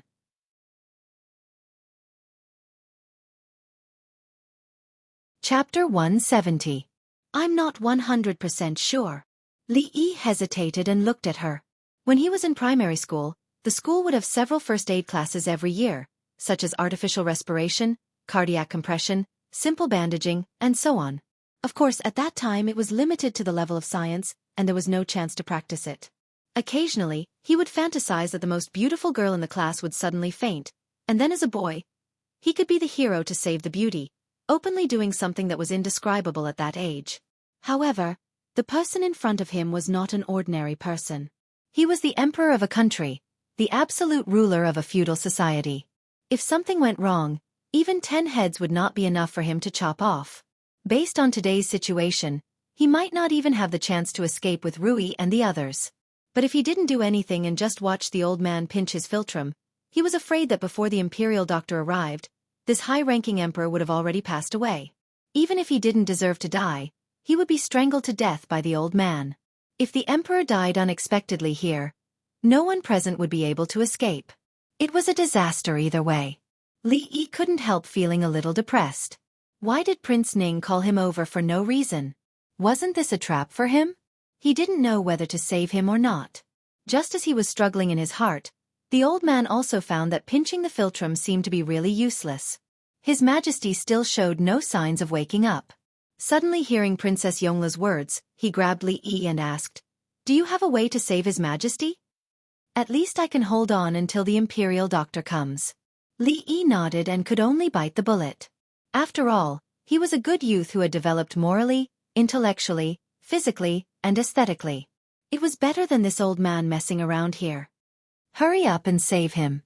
If anything happens to His Majesty, be careful of your life. Thinking of what the prince had said just now, that the princess's stubborn illness was also cured by him, the old man gritted his teeth and looked at Li Yi sinisterly. Then you should do it. Li Yi immediately took a step back. If he couldn't save His Majesty, he would be wronged. You! The old man looked at him with fire in his eyes. Just as he said one word, a stern voice came. Chief Steward Chong. Emingzu stopped Chongda, then turned to look at Li Yi and said, "Hurry up and make your move. No matter what the result is, I will pardon you." Li Yi thought to himself that the daughter of the old Li family was indeed reasonable. At this time, Steward Chong had already stepped aside. Earlier, he had already digested a number of first aid manuals in his mind. He felt the emperor's left chest, which was still in a coma. Just now, the old man had said that there was no pulse. As expected, it was a cardiac arrest. Li Yi immediately clenched his right hand into a fist and punched the emperor's chest a few times. Impudent! Seeing this, the old man's face changed. He immediately bent his palm into a claw and grabbed at Li Yi's shoulder with a whistling sound. With such a heavy blow to His Majesty's chest, could it be that he was not trying to save His Majesty, but was trying to kill His Majesty? At this critical moment, a white shadow suddenly flew across the air. Emingzu kicked the old man's hand away and said coldly, "Chief Steward Chong, I know you are eager to save His Majesty, but if you continue to obstruct me, it will only delay father's treatment." Hearing this, a look of hesitation appeared on the old man's face. He could not make a move on the princess. When he looked down again, the young man had already crossed his hands and was pressing on His Majesty's chest. Although this was still a strange method that he had never heard of, it was at least acceptable to him compared to what he had done just now. Without a defibrillator, Li Yi could only use this more direct and violent method to help the heartbeat. Next was conventional chest compressions. There was no epinephrine, no glucose solution, no nicotinamide, loblin, and dexamethasone, which he had never even heard of before. Naturally, he could only use this simplified first aid method. During bare-handed CPR, artificial respiration and chest compressions were carried out in a certain ratio. Next was the project that Li Yi had been looking forward to the most since he was a child. However, looking at the face of the Jing Kingdom's emperor, the corner of Li Yi's mouth could not help but twitch. He could not do it no matter how hard he tried.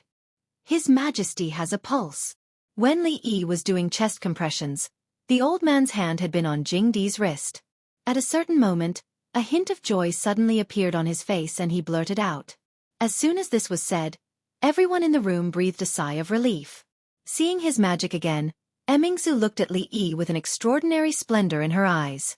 Even Prince Ning wiped the cold sweat from his forehead, and a little gratitude appeared on his face. If something happened to His Majesty here, Prince Ning Mansion could not escape the blame. "I need someone to help me." In the end, Li Yi could not overcome the hurdle in his heart and raised his head to say this. "I'll do it." Hearing this, the old man immediately said without hesitation, "Tilt His Majesty's head back, pinch His Majesty's nose, and blow air into His Majesty's mouth."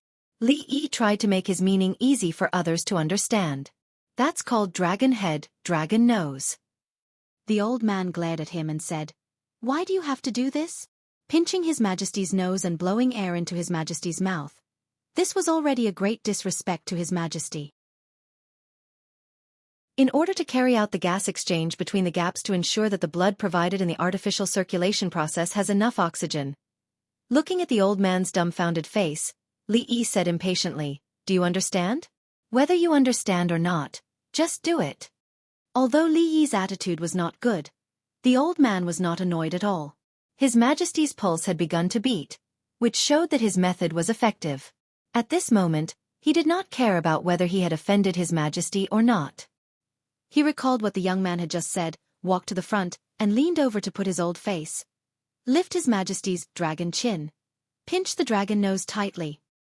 Yes, that's it. Continue, don't stop. Li Yi could already feel that the emperor's heart had begun to beat.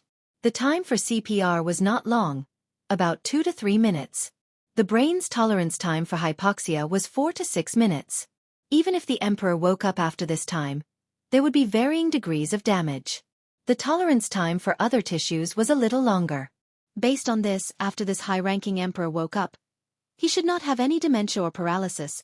After about 10 minutes or so, although the emperor had not woken up, his breathing had returned to normal, and his heart had begun to beat steadily. Only then did Li Yi ask the old man to stop. Seeing that the old man stood up without a red face and was not panting, Li Yi was also surprised. This old man was not bad. After blowing for so long, he actually did not feel dizzy. His lung capacity was too unbelievable. This old man was reckless just now. I hope you don't take it to heart, little brother. After feeling His Majesty's pulse, the old man was finally relieved. His face had also begun to become ruddy. He knelt on one knee and said to Li Yi with a fist and palm salute. Forget it, forget it. Li Yi could also understand him. He waved his hand and supported the old man a few times with both hands. Only then did the old man stand up. What's wrong with this emperor? A weak voice came. Prince Ning and the old man immediately stepped forward and helped Emperor Jing up. Sitting on the chair, Emperor Jing was just about to speak when he suddenly touched the top of his lips and could not help but let out a soft hiss. Why does it hurt so much here? Li Yi thought in his heart. That old man just pinched so hard, it would be strange if it did not hurt. This old servant deserves to die. The old man surnamed Chong knelt on the ground with a thud.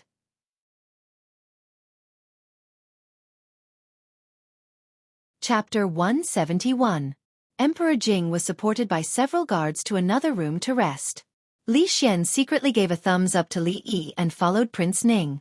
What happened today made Li Yi secretly vigilant in his heart. In the future, he still had to stay away from these emperors and princes. If the other party suddenly fainted or died suddenly like this, wouldn't he be implicated? The efficiency of the imperial physicians was very slow. Li Yi sat here and drank a cup of tea before the two officials of the Imperial Physician Bureau came late. Of course, the price of being late was being scolded by the effeminate old man outside the door like a grandson. However, these two guys deserved it. As the Emperor's personal imperial physicians, why did they come here?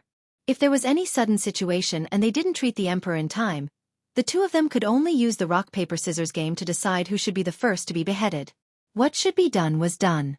Li Yi wanted to leave, but Prince Ning had just said that he should wait here and wait for His Majesty's summons. The idea of going back to sleep early could only be put aside for the time being. He was also very unlucky to meet the Emperor while strolling in the garden. He began to think if he had said anything disrespectful just now. It seemed that he did, but it seemed that he didn't. Only ghosts would remember so much. In this way, that Constable Emingzu was really a princess? She didn't want to be a princess, but she came to be a constable. Was it not enough for her to be alone? She had to drag him down with her. She was really crazy. The two officials of the Imperial Physician Bureau were scolded. They lowered their heads and went into the room to diagnose the Emperor to make sure that there was nothing wrong with the Emperor's body. After they left, they continued to be scolded. In the room where Li Yi was, 2 rows of armored guards with weapons stood neatly. He had just picked up the second cup of tea, but before he had time to take a sip, a guard came out of the room and bowed. "Lord Li, His Majesty summons you." Standing up from his seat, under the guidance of the guard, he walked to the door of another room. From afar, he saw Ning Wang and Li Mingzu sitting on the 2 sides. The one he had seen in the garden, the one he thought was a high official, was actually the Emperor's man lying on the bed. There were 2 other women in the room. One was Ning Wang Fei, the other he didn't know.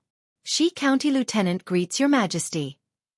In front of the Emperor, Li Yi could only kneel and pay his respects. Fortunately, the floor of the room was covered with a thick blanket, so he wouldn't feel uncomfortable kneeling on it. "You have done a meritorious deed in saving the Emperor, so there is no need to be overly courteous. Come, have a seat." Emperor Jing's voice was still a little weak.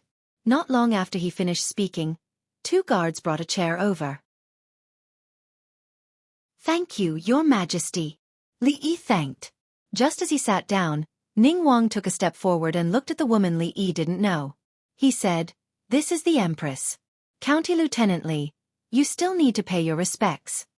Li Yi felt strange. The Emperor and Empress of the Jing Kingdom didn't stay in the palace, but ran around outside. Kneeling once was not enough, so he had to stand up and pay his respects again. The Empress sat at the front and looked at him. There was satisfaction in her phoenix eyes. Just now, when His Majesty had summoned him, she and Ning Wang Fei had left. When they learned that His Majesty had fainted, they had jumped in fright. Knowing that it was this young man who saved the Emperor, she naturally saw him in a different light. "Li Yi of Anxi County, you have done a meritorious deed in saving the Emperor. How do you want me to reward you?" Hearing this, Li Yi was happy. Should he take this opportunity to ask the emperor to take back his order and not let him be a county lieutenant? However, the position of county lieutenant had just been conferred, and he hadn't had time to take it yet. If he asked to resign, wouldn't it be like letting the emperor slap his own face? As the saying goes, a ruler doesn't joke. The ancient emperor seemed to take this matter very seriously. If he made such a request, would it anger him? Forget it, he wouldn't take this risk. He put his hands honestly on his thighs and said seriously, "His Majesty is fine. It is already the greatest reward from heaven to me. I dare not ask for credit again." He was not that stupid. The emperor asked this out of politeness. He should reward as he should. No matter how much he said, it was better to flatter him. When Li Xian heard this, he almost couldn't help but spit out a mouthful of air. No matter how he listened, it didn't sound like something he should say. I have always been clear about rewards and punishments. Those who have meritorious deeds will be rewarded, and those who have sinned will be punished. Emperor Jing was very happy with his words. There was a smile on his pale face and he said, "Li Yi, come forward and receive your reward." Li Yi couldn't help but look bitter. Well, he just sat down for a while, and he had to kneel again.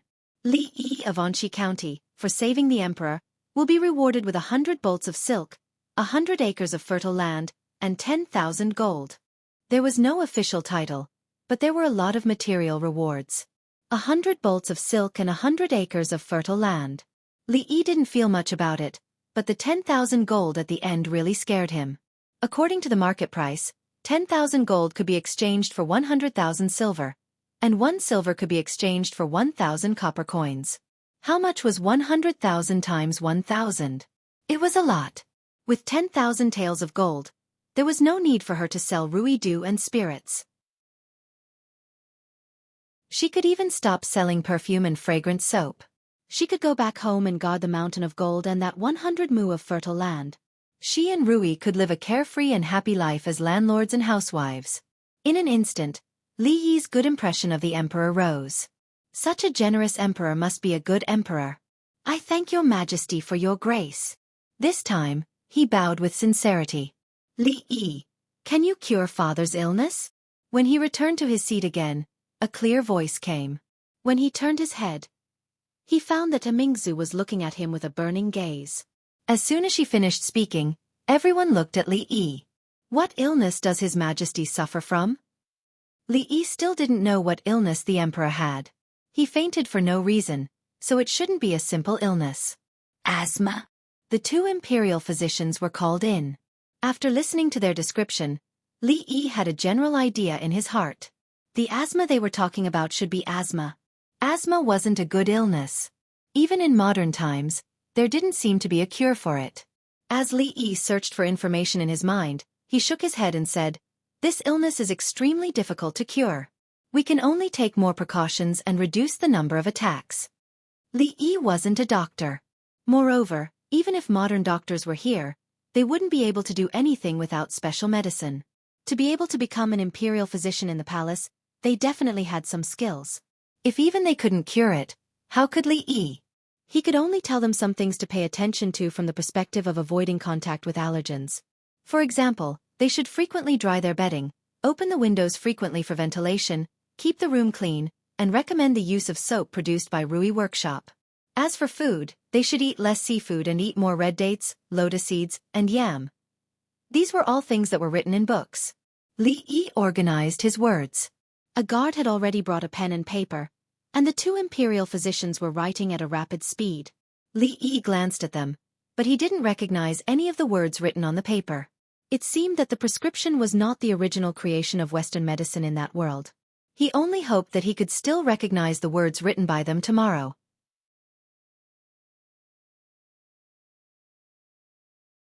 Chapter 172. It's best not to have birds or beasts around His Majesty. Remember not to drink alcohol. After explaining all the precautions for asthma prevention, Li Yi was about to leave when he suddenly sniffed and smelled a familiar fragrance in the air. He seemed to think of something and asked, "Did the princess and her highness use perfume?" The 2 nodded at the same time and asked in confusion, "What's wrong?" His Majesty's asthma cannot be smelled too strongly. Perfume and ruidu are both included. No wonder there was a similar smell in the room just now. Li Yi didn't notice it at that time. Now he remembered that the princess and the empress had probably stayed in that room. The emperor had asthma. It was a blessing from heaven that he didn't die of asthma after being attacked by the two women's perfume. The empress's expression changed when she heard this. She suddenly said, "Is it because of the Rui dew that His Majesty's asthma has worsened these days?" Li Yi was stunned. Rui dew and perfume. She couldn't wait for the emperor to die. Quick, remember these two things. After listening to Li Yi's words, the empress told the imperial physician and hurriedly took the princess to take a bath. Emingzhu also left silently. Before leaving, she glanced at Li Yi. When she passed by, Li Yi also smelled a familiar smell. 3. It seemed that this emperor must be a good emperor. He had done a lot of good deeds in his life. Otherwise, he would not have lived until now. After bowing and bidding farewell, the guards naturally sent him away. Just as he went downstairs and walked a few steps, Li Xian followed him. For Li Xian, Li Yi was a huge treasure. Every time they met, he could dig out some treasure from him. The mystery in his heart was constantly refreshed. If he wanted to attract a man for a long time, he must always maintain a sense of mystery in front of him.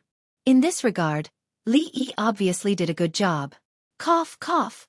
From time to time, the sound of Jingdi coughing could be heard in the room. Brother, should we call the imperial physician over? Prince Ning asked in a slightly worried tone when he saw this. Emperor Jing waved his hand and said, "There's no need. I know my body. It's fine now." Is Xianer in contact with Li Yi often? After a while, the coughing gradually subsided, and his voice was heard again. Yes, even in front of us, Xianer often mentions him. King Ning's voice paused before he added, Emingzhu also seems to have a close relationship with him. Emperor Jing sat up and asked, "Have you investigated his background?" "I've already checked it thoroughly. There's nothing wrong with it."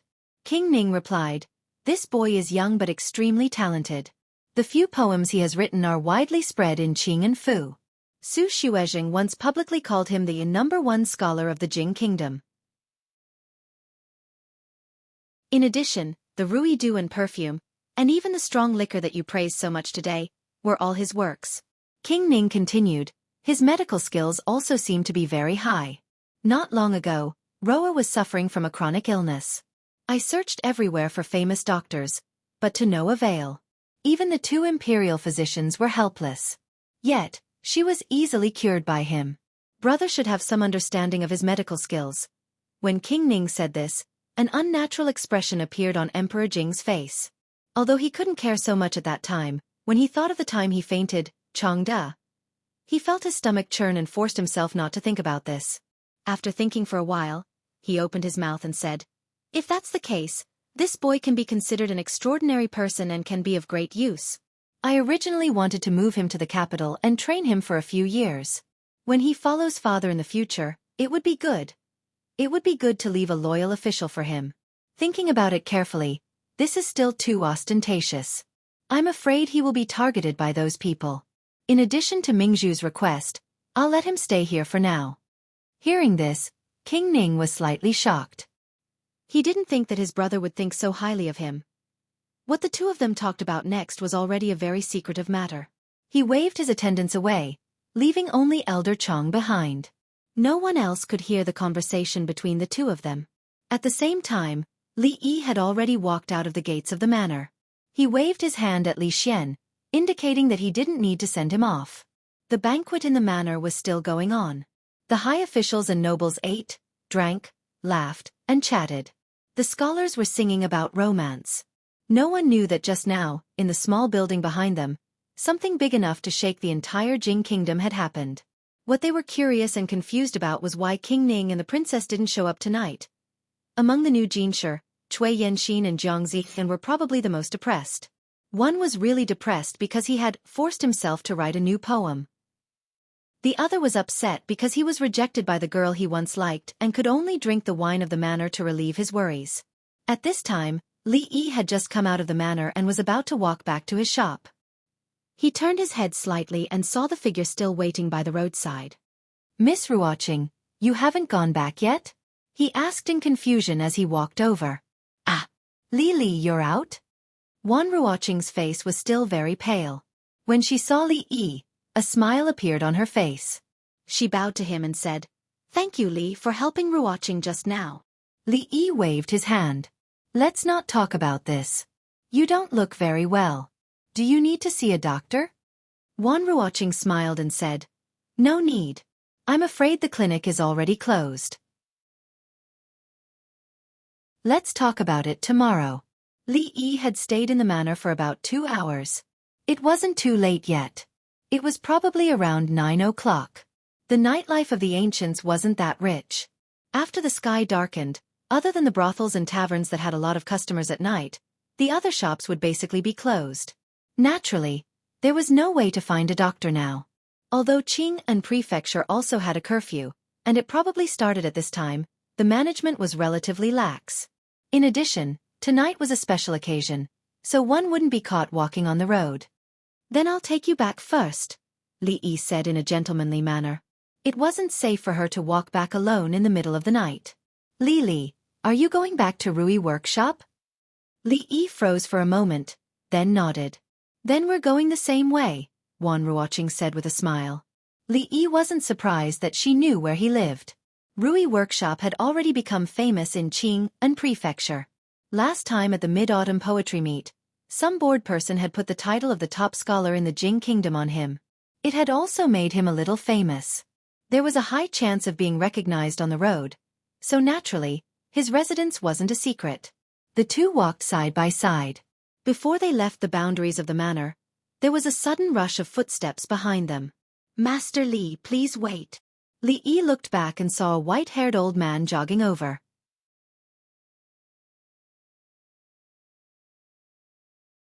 Chapter 173. The old man looked a little familiar. After thinking for a while, he remembered his identity.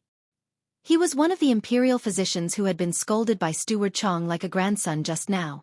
They were both old, but this imperial physician obviously didn't live as well as the other. After being scolded, he didn't even have the courage to talk back. "I'm Lu Jimin, the new imperial physician of this dynasty. Milord Li, please stay." This white-haired imperial physician Lu was old. He trotted all the way out of the prince's mansion and was still out of breath at this moment. "Milord Lu, is there something urgent?" Li Yi thought in his heart. Could it be that His Majesty's illness was acting up again? This time, he wouldn't go back even if he was beaten to death. He only knew a little about modern first aid, but he knew nothing about medical skills. After all, medical skills were real skills. Even if he digested all the books about Chinese medicine in the library, he couldn't become a famous doctor. If His Majesty really died and he had an alibi, he couldn't be blamed, right? Moreover, this old man claimed to be the imperial physician of this dynasty and the dean of the Royal Medical College of the Jing Kingdom. He might be one of the best doctors in the whole country. If he couldn't do anything, it would be useless for him to go. Imperial physician Lu stood in the same place for a while and calmed his heartbeat. Then he looked at Li Yi and asked with a smile, "Milord Li, do you know medical skills?" Compared with the ministers in the capital, the imperial physician's rank was not high, but it was much higher than a small county officer of the 8th rank, so there was no need to call him milord. But he just saw with his own eyes that His Majesty appreciated this young man very much. What's more, if he hadn't saved His Majesty in time, he probably wouldn't have the opportunity to stand here now. Instead, he would be discussing with another medical deputy about who would be the first to lose his head. His Majesty's health had always been their biggest concern. This time, His Majesty suddenly fainted, and there was a great possibility that he would never wake up again. Even if he was present at that time, he couldn't guarantee that he could definitely save His Majesty. To some extent, the young man in front of them had done a lot for them. Putting all these aside as a doctor, he was also extremely curious about the method Li Yi had used to save His Majesty. If they could learn this method, they wouldn't be at a loss when similar situations occur in the future. If they could spread this method to the world, allowing all doctors and even ordinary people to grasp it, how many lives would be saved? It would be a great deed that would benefit the people for generations to come. Medical skills? Li Yi was stunned for a moment, then he looked at Imperial Physician Lu and said, "Sorry, I don't know anything about this." What he said was the truth. Any middle school student in the 21st century would know a little about CPR and artificial respiration. Could it be that all of them knew medical skills? Imperial physician Lu just casually asked. If he didn't know medicine, how could he treat His Majesty just now? In her heart, she had long regarded him as a person with extraordinary skills. As long as he waited for Li Yi's affirmative answer, he could continue to delve into this topic. At this moment, his mouth was opened halfway, but the words he wanted to say were blocked. After a moment of stunned, Imperial physician Lu showed a dry smile on his face and said, "Milord Li is too modest. To be honest, I want to ask Milord Li for advice about the treatment just now." Speaking of this, Imperial physician Lu glanced at Wan Ruoqing, who was beside Li Yi, but he didn't say the following words. His Majesty went out incognito this time, and even the civil and military officials in the court didn't know about it. Of course, he couldn't mention it in front of outsiders. Wan Ruoqing understood his meaning. She looked at Li Yi and said with a smile, "Milord Li still has something important to do, so Ruoqing will leave first." "What, Milord Li? We are all friends. You don't have to be so polite." Li Yi waved his hand, looked at Imperial physician Lu and said, "Milord Lu, it's late, and I have to send my friend back. Why don't we talk while walking? It's really inappropriate for this girl to walk alone in the middle of the night. I will accompany Milord Li for a walk." Imperial physician Lu glanced at Wan Ruoqing and moved his eyebrows. Wan Ruoqing understood and silently walked behind them, keeping a distance from them. This old man thinks too much. It's good to have Miss Wan accompanying him. Who wants an old man to accompany her? When Li Yi was thinking about this in his heart, Imperial physician Lu had already whispered, "I don't know if Milord Li can teach me the method of treating His Majesty just now." Milord Li knows that His Majesty's body is not well. If something like today happens again in the future, we can save His Majesty in time. For the symptoms of fainting, even the Imperial Physician Bureau didn't have any effective method at present. Today, seeing such a strange technique, Imperial physician Lu would not let go of it for public or private reasons. It turns out that Milord Lu wants to learn this cardiopulmonary resuscitation. Only now did Li Yi understand that this was the purpose of this old man chasing him. It was not a big deal. There was no concept of patent in this world, and this was not like the formula of Ruidu that could make money. Teaching it to Imperial physician Lu was also a thing to benefit society. CPR? Although Imperial physician Lu had never heard of this name, he could still understand the words heart, lungs, and recovery. When he thought about how he could restore His Majesty's pulse in a short time, didn't it mean recovery? "Milord Li is willing to teach me?" He turned his head and looked at Li Yi with some excitement. This cardiopulmonary resuscitation is not a secret. If Milord Lu can learn it, it will also be a blessing for the common people. Li Yi said with a smile. Milord Li is so righteous. On behalf of the common people, I thank Milord Li. Imperial physician Lu cupped his hands at Li Yi and said seriously, "Milord Lu is too courteous." Li Yi waved his hand. When he spoke again, he had already started to introduce to Imperial physician Lu the suitable occasions for CPR, the specific procedures, and things to take note of. As the Imperial physician and the Dean of the Jing Kingdom's Royal Academy of Medicine, Imperial physician Lu was like a student who thirsted for knowledge. His face was solemn and he carefully remembered every word that Li Yi said in his heart. Wan Ruoqing was not far behind the two of them. She watched as Li Yi talked with the high-ranking official with fervor and assurance. The other party looked serious and serious. Her pretty face was slightly absent-minded. When they first met, he was still an unfamiliar scholar who stretched out his hand to ask for osmanthus cake from her. For the reward of 100 taels of silver, he helped Yunying Poetry Club compose 2 poems, which left a deep impression in her heart. Of course, at that time, she did not know that he was the scholar who wrote Immortal on the Magpie Bridge and became popular in the prefectural city. When they met for the second time, it was at Mianxiu Garden, where the Mid-Autumn Poetry Meet was held. That day, she was put in a difficult position by the second scholar of Qing and Prefecture, Shen Zhao. He used Shuadiao Geta to shock everyone, and Shen Zhao tore the poem out of anger. From then on, his reputation in Qing and Prefecture was not as good as before. But with just 2 poems, he was crowned the #1 scholar in Qing and Prefecture and even in the Jing Kingdom. He was probably the most unconventional #1 scholar in history. He never participated in poetry meets or poetry recitals, and he did not accept invitations from socialites. The strange items that he sold in his shop in the city were once again popular in the prefectural city. She only knew that the Rui Square next to the brothel was actually his shop when she saw him leave the shop once. Every time she went in and out of the shop, she slightly hoped for a chance encounter like that. Later on, she learned that he came and went without a pattern, so she did not run into him again. She did not expect that the two of them would meet again in such a way in the prince's mansion tonight. Writing a new poem to express sorrow, she softly murmured these words, and a trace of a smile appeared on her pale face.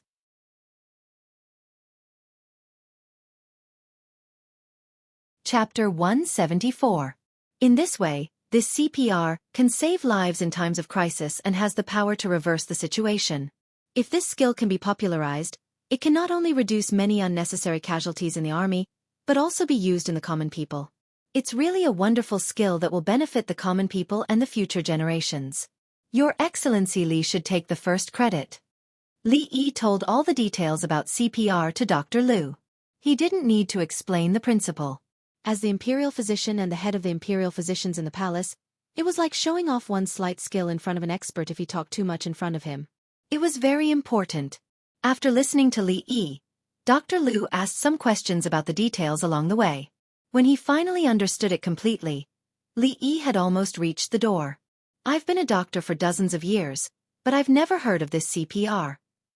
I wonder which famous doctor is your master? Dr. Liu certainly didn't think that this unique secret skill was created by the young county magistrate Li in front of him. Although he was the imperial physician, he didn't think that his medical skills were the best in the world. In this world, there were still some famous doctors who devoted themselves to medical skills and didn't care about official career. In Dr. Liu's view, this CPR must be created by one of them. And this county magistrate Li was very likely to be their disciple or successor. To be honest, I don't know the name of the person who taught me this skill. Li Yi said with a little regret. What do you mean? Dr. Liu looked at him in doubt. It was a winter a few years ago. Li Yi's expression was solemn as he started to spout nonsense with a straight face. It was a cold winter that year.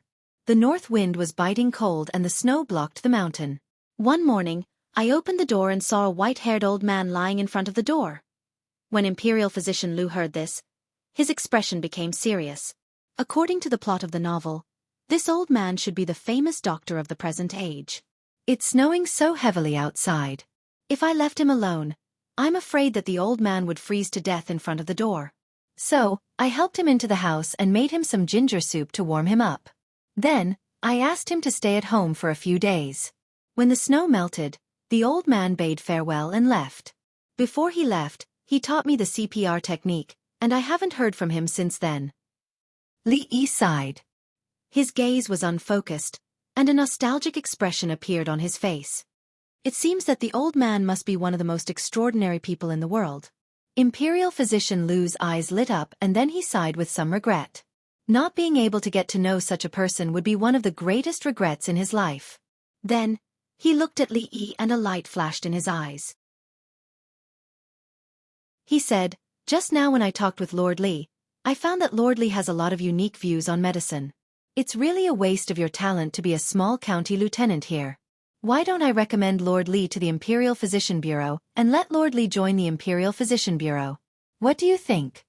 Since this magistrate Li had interacted with a famous doctor for a few days, who knew what else he had learned other than CPR? After all, those people were moving treasures. Even the Imperial Physicians Bureau valued the medical experience they had accumulated over their lifetime. Li Yi sighed in his heart. From the officials to the emperor in the Jing Kingdom, they were all the same. They wanted someone to be an official just because they didn't agree with him. He hadn't even taken office as a county lieutenant, but the Imperial Physician Bureau had offered him an olive branch. What was so good about the Jing Kingdom? He didn't have a wife, a maid, or a sister-in-law. It was better to be a small county lieutenant here. Li Yi made a comparison and found that being a county lieutenant in Anqi County was not so bad. He turned his head to look at Imperial Physician Liu with a smile and said, Lord Liu, you're off topic. Imperial Physician Liu expressed his regret that Lord Li refused his proposal, but he could only regret it. If Lord Li didn't want to go to the Imperial Physician Bureau, he couldn't force him. When Imperial Physician Liu sighed, Li Yi raised his head. The signboard of Rui Workshop was already close at hand. Unknowingly, they had arrived at the door. Before he could say a few words to Miss Ruoqing, Li Yi saw that she was still far behind them. He felt a little sorry in his heart and walked over to her and said, "Where does Miss Ruoqing live?" "Just in Rui."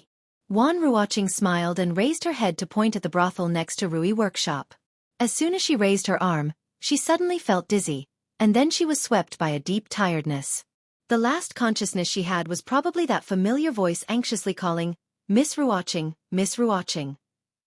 After that, she completely lost consciousness. "Lord Lu, what's wrong with Miss Ruoqing?" In a room in the backyard of Rui Workshop, Li Yi watched Imperial Physician Lu withdraw his hand from Ruoqing's wrist and asked, "It's okay." Imperial Physician Lu smiled and said, "Lord Li, don't worry. This girl is just too tired and physically weak. In addition, her monthly period is coming and she occasionally has a cold. I'll prescribe some medicine. If she takes it as a hint, she will recover in 2 days." Imperial Physician Lu went to write the prescription. Feng stood by the bed and looked at the beautiful girl lying on the bed of the son-in-law. He didn't understand it for a while. Didn't the son-in-law say that he was going to attend a banquet when he left? Where did he bring a girl back?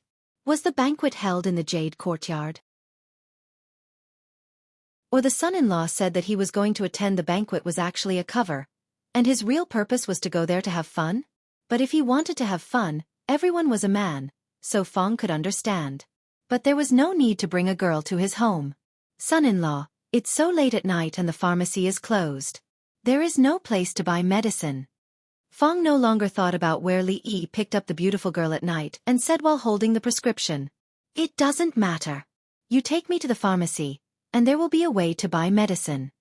Imperial Physician Lu heard the words and said with a smile, "Tonight, County Magistrate Li did him a lot of kindness. Helping him do some small things was also a repayment." The identity of the Dean of the Royal Medical College was very useful at some times. Imperial Physician Lu and Feng didn't go out for a long time and came back with a few medicines. Behind them was an old doctor of the pharmacy, who stood respectfully behind Imperial Physician Lu. The old doctor stared at the back of Imperial Physician Lu with a look of worship. He didn't know that his idol had just been scolded like a grandson for a long time. Ruoqing would wake up after a short rest. After Imperial Physician Lu and Li Yi exchanged a few words, he left. Feng went outside to boil the medicine. The clay pot was also taken from the pharmacy. Li Yi sat in front of the bed and saw Ruoqing on the bed frowning slightly. Her face was pale. He reached out to touch her forehead and estimated that her body temperature had exceeded 38 degrees. Her body temperature was not low. He found the liquor that Feng had hidden in the pharmacy. After several distilling processes, the liquor had a temperature of 30 to 40 degrees, which could be used to cool down physically. He dipped a towel in alcohol and wiped some on her forehead and palms. As for other places, Li Yi didn't dare to touch them. Although the effect would be greatly reduced, there was no legitimate reason to take off a woman's clothes when she was asleep in this era. Wan Ruoqing blinked her eyelashes. After she tried to open her eyes, she saw such a scene. Li Yi put one hand on her forehead and the other hand touched his own forehead. He was still muttering. "It's a little cooler than before. The fever seems to have gone down."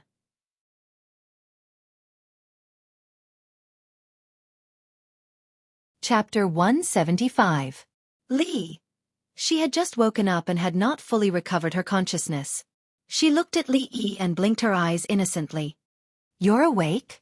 Li Yi withdrew his hand from her forehead and said, "This is Rui House.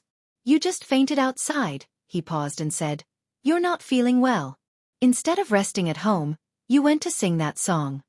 Wan Ruoqing's pretty face showed a bitter smile. Some things were beyond her control. For them, she had long been used to these things. She supported her body to sit up and said apologetically, "I'm sorry to have troubled you. Don't always call me young master. I'm not used to it." Li Yi waved his hand and said, "The medicine is being brewed outside. Since you live in the brothel next door, you don't have to rush back. Drink the medicine before you leave. By the way, have you eaten?" Wan Ruoqing shook her head. As performers and singers, they couldn't eat too much before performing. They could only eat 20% full. Any more would affect their singing. Every time she went out to perform, She was used to bringing some osmanthus cakes. When she was really hungry, she would eat 2 pieces. Tonight, she had already distributed all the cakes she brought to others. It just so happens that I'm not full either. You sit here for a while. Although it was not a good habit to eat after 9 o'clock in the evening, it was not appropriate for her to drink medicine on an empty stomach. In addition, Li Yi did not have enough to eat in the prince's mansion. Because of the emperor's fainting, he was really a little hungry now. Feng set up a fire in the corner of the yard and waited for the medicine in the clay pot to be done. Seeing Li Yi go into the kitchen and start to work, he looked into the room and sighed deeply. Does the son-in-law want to keep that woman for the night? Since the son-in-law did not hide from him, it showed that he had absolute trust in him. But if he helped him hide it, he felt sorry for First Mississippi. In Feng's heart, he began a new struggle. After a moment, he still made a decision. Some things were done wrong once, and they would continue to be wrong. The more he hid it from First Miss, the less guilty he felt. Wan Ruoqing watched Li Yi go out and sat up straight on the bed. There was a small stool next to the bed with a small jar of wine on it. She could smell it from the smell of the wine jar. He touched his forehead and felt that it was ice cold. He brought his palm closer to his forehead and sniffed it. There was a faint smell of alcohol. She had recovered a lot at this time. Although her body was still a little uncomfortable, the dizziness was gone. Just now, she vaguely felt that someone was wiping her forehead and palm. It shouldn't be an illusion. Although she didn't know the reason why she felt better should have something to do with this. Just now, the imperial physician had humbly consulted in front of him. His medical skills should be very good. Various thoughts flashed through her mind. After a while, she raised her head and began to observe her surroundings. It wasn't a big room. She was currently on a bed in the corner. The room's furnishings were very simple. There was a bed, a table, and a chair. There was a wooden shelf with toiletries on it. It was easy to see at a glance. There were no books, brush, ink, paper, or inkstone in the room. On the wall opposite her, there was a strange painting.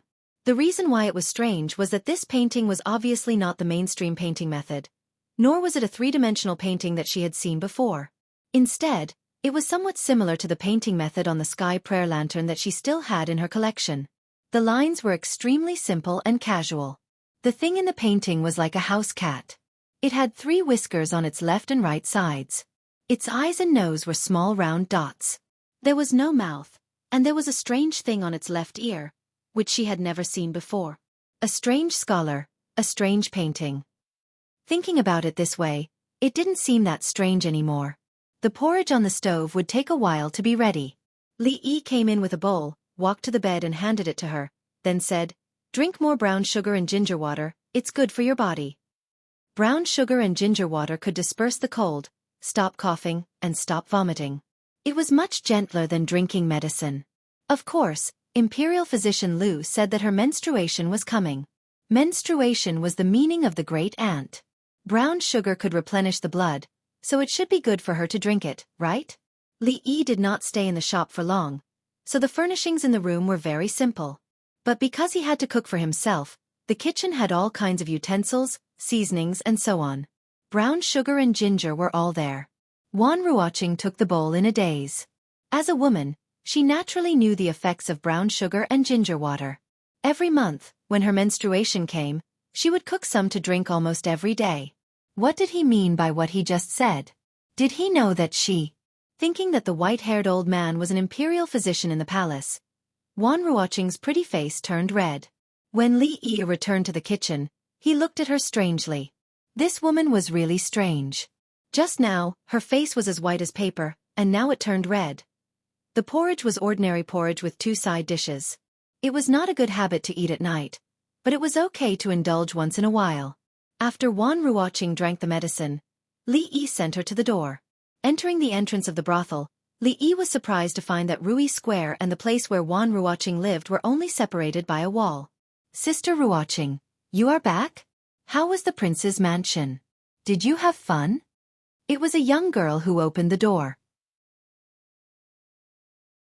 When she saw Wan Ruoqing, her pretty face lit up. She chattered a few words, only to find that there was a stranger standing beside her. She suddenly froze there. Remember to drink the medicine on time. Li Yi exhorted her, waved his hand, and turned back.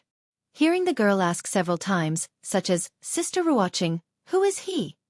The sound of the door closing came from behind. In Rui Square, the expression on Feng's face was obviously much more relaxed. The son-in-law did not keep the girl for the night, so there was no need to consider the problem of loyalty. It was the best ending for both the son-in-law and eldest Mississippi.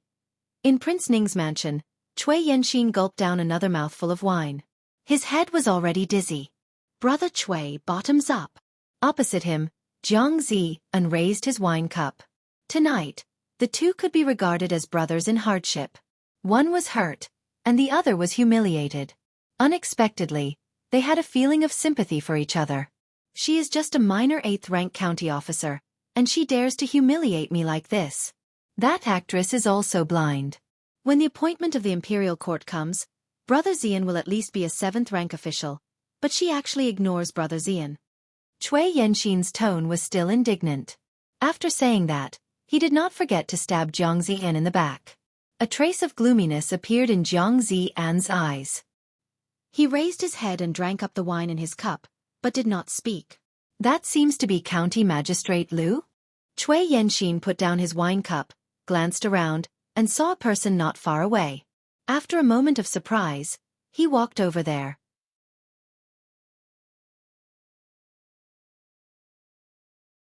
Chapter 176. Cui Yenxin and Jiang Zian were both from Qing'an Prefecture, but they weren't students of Anqi County, so they didn't have much contact with County Magistrate Lu before. Of course, with their previous status, they couldn't reach this level either. However, things were different now.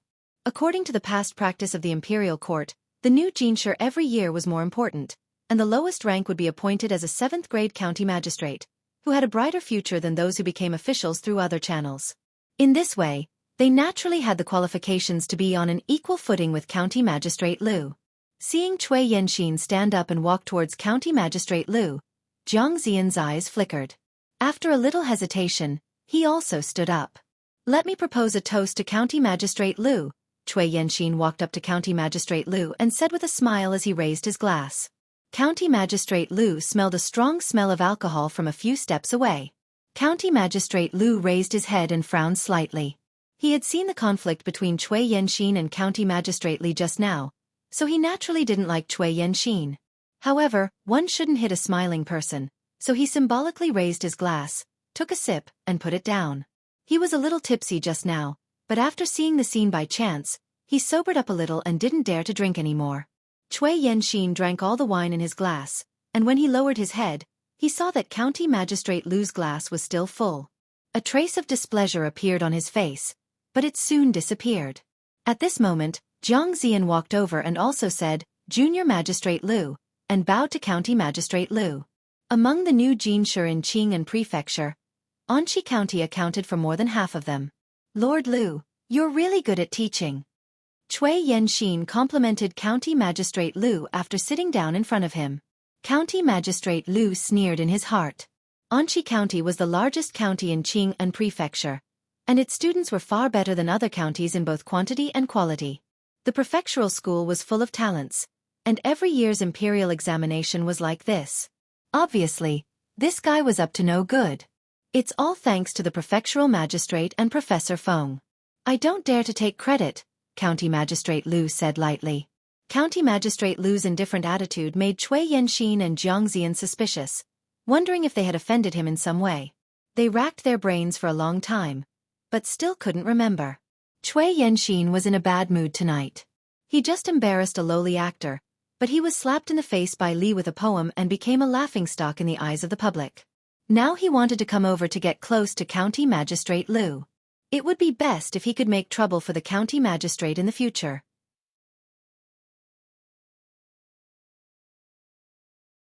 Cui Yenxin and Jiang Zian suddenly turned around. When they saw a middle-aged man with a cold face standing behind them, cold sweat rolled down their foreheads. Their legs became weak, and they almost collapsed to the ground. Prince. Bastard, is this all you've learned after studying the books of sages for so many years?" With the cold voice of Prince Ning, Cui Yenxin and Jiang Zian's hearts sank to the bottom. Is that Prince? In the distance, the officials who were talking also noticed the abnormality here. After looking at each other, they stood up and gathered here. The second night watch had passed, and it was late at night. The banquet in the prince's mansion was finally over. The guests from Qing and Prefecture all stood up and said goodbye. Carriages drove away from the gate of the prince's mansion. The curfew in the city was nothing to him. The patrolling soldiers had already received orders and wouldn't stop them. The prince's mansion would naturally arrange a place for the guests who came from further places to rest. When Cui Yanxin and Jiang Zian walked out of the prince's mansion, they were still a little muddle-headed. Their minds were blank, and the only thought left in their minds was how to save their official careers that had turned from bright to gloomy. There were also other officials who walked out of the gate and looked at their backs, shaking their heads and sighing. The two had just talked nonsense in the prince's mansion and happened to be heard by Prince Ning. Then, they were reprimanded mercilessly. For the new jinshi, the imperial court would first look at the evaluation of the local officials before officially appointing them. This was related to the official careers of the scholars in the prince's mansion. According to the usual practice, most people would praise them. But this time, Cui Yanxin and Jiang Zian might have a stain on them that couldn't be erased. As the people that Ning Wang had heavily mentioned, if the two of them wanted to get a good job, it was almost a pipe dream. Of course, everyone remembered the county lieutenant Li, who was the source of all this, although he only showed up for a short time.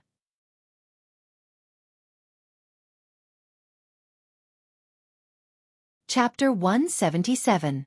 There were no walls in the world that didn't have a crack. The events that happened at Ning Wang Fu's banquet last night spread throughout the scholars the next day.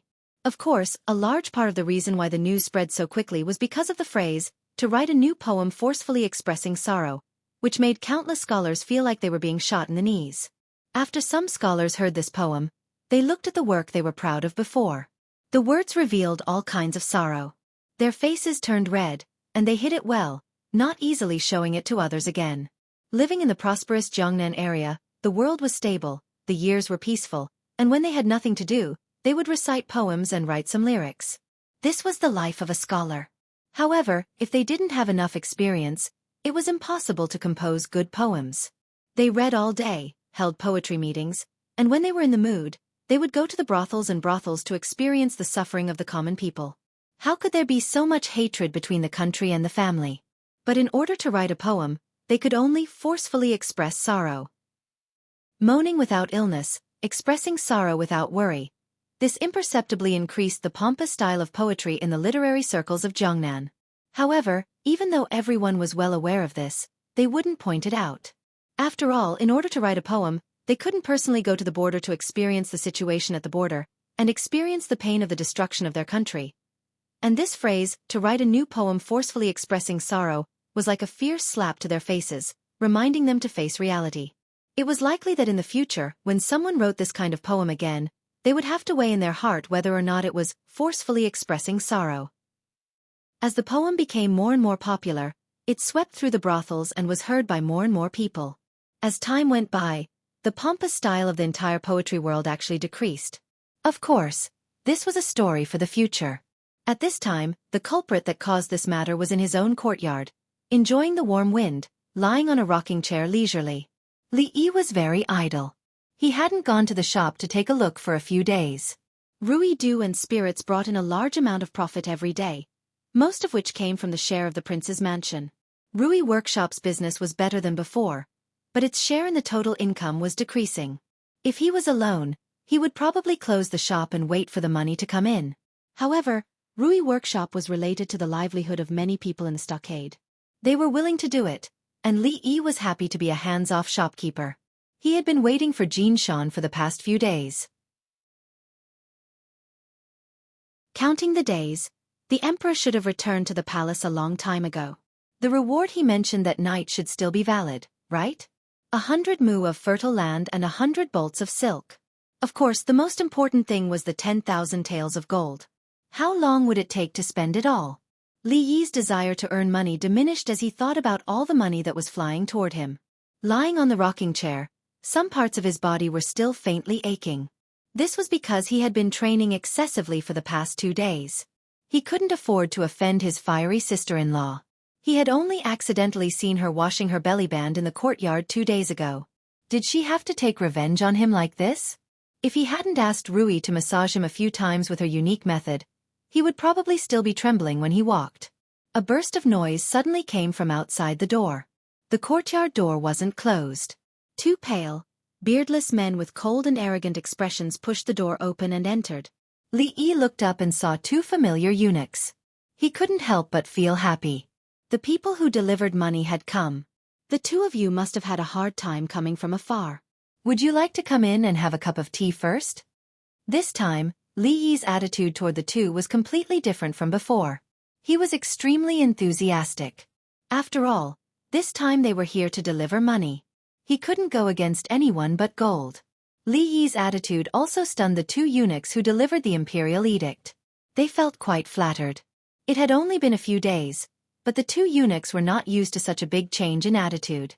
But at least they got a smile this time. The two's cold expressions softened a little, and their tone was much gentler than before. They said, "His Majesty has an imperial edict. County Lieutenant Li, accept it." Xiaofan was taken down the mountain by her sister Rui to go shopping. There was only Li Yi at home.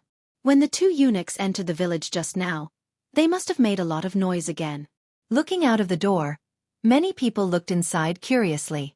What was wrong with the son-in-law of Rui's family? It had only been a few days. Why did an imperial edict come again?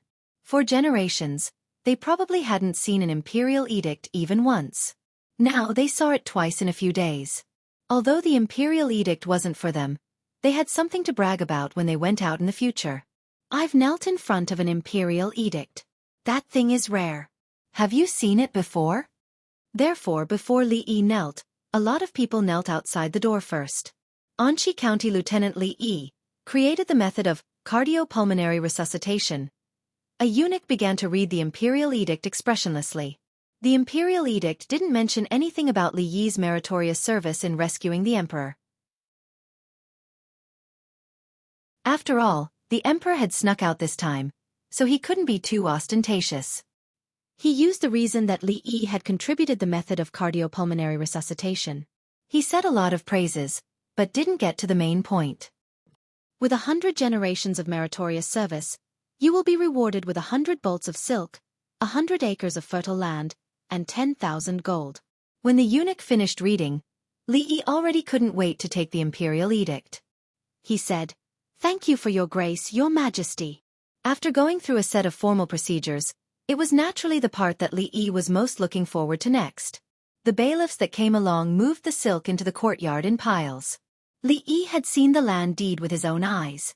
However, when all the bailiffs returned to their original positions and stopped moving things into the house, Li Yi still hadn't seen the 10,000 gold that he had been looking forward to for a long time. "Where's the 10,000 gold?" Li Yi looked at one of the eunuchs and asked.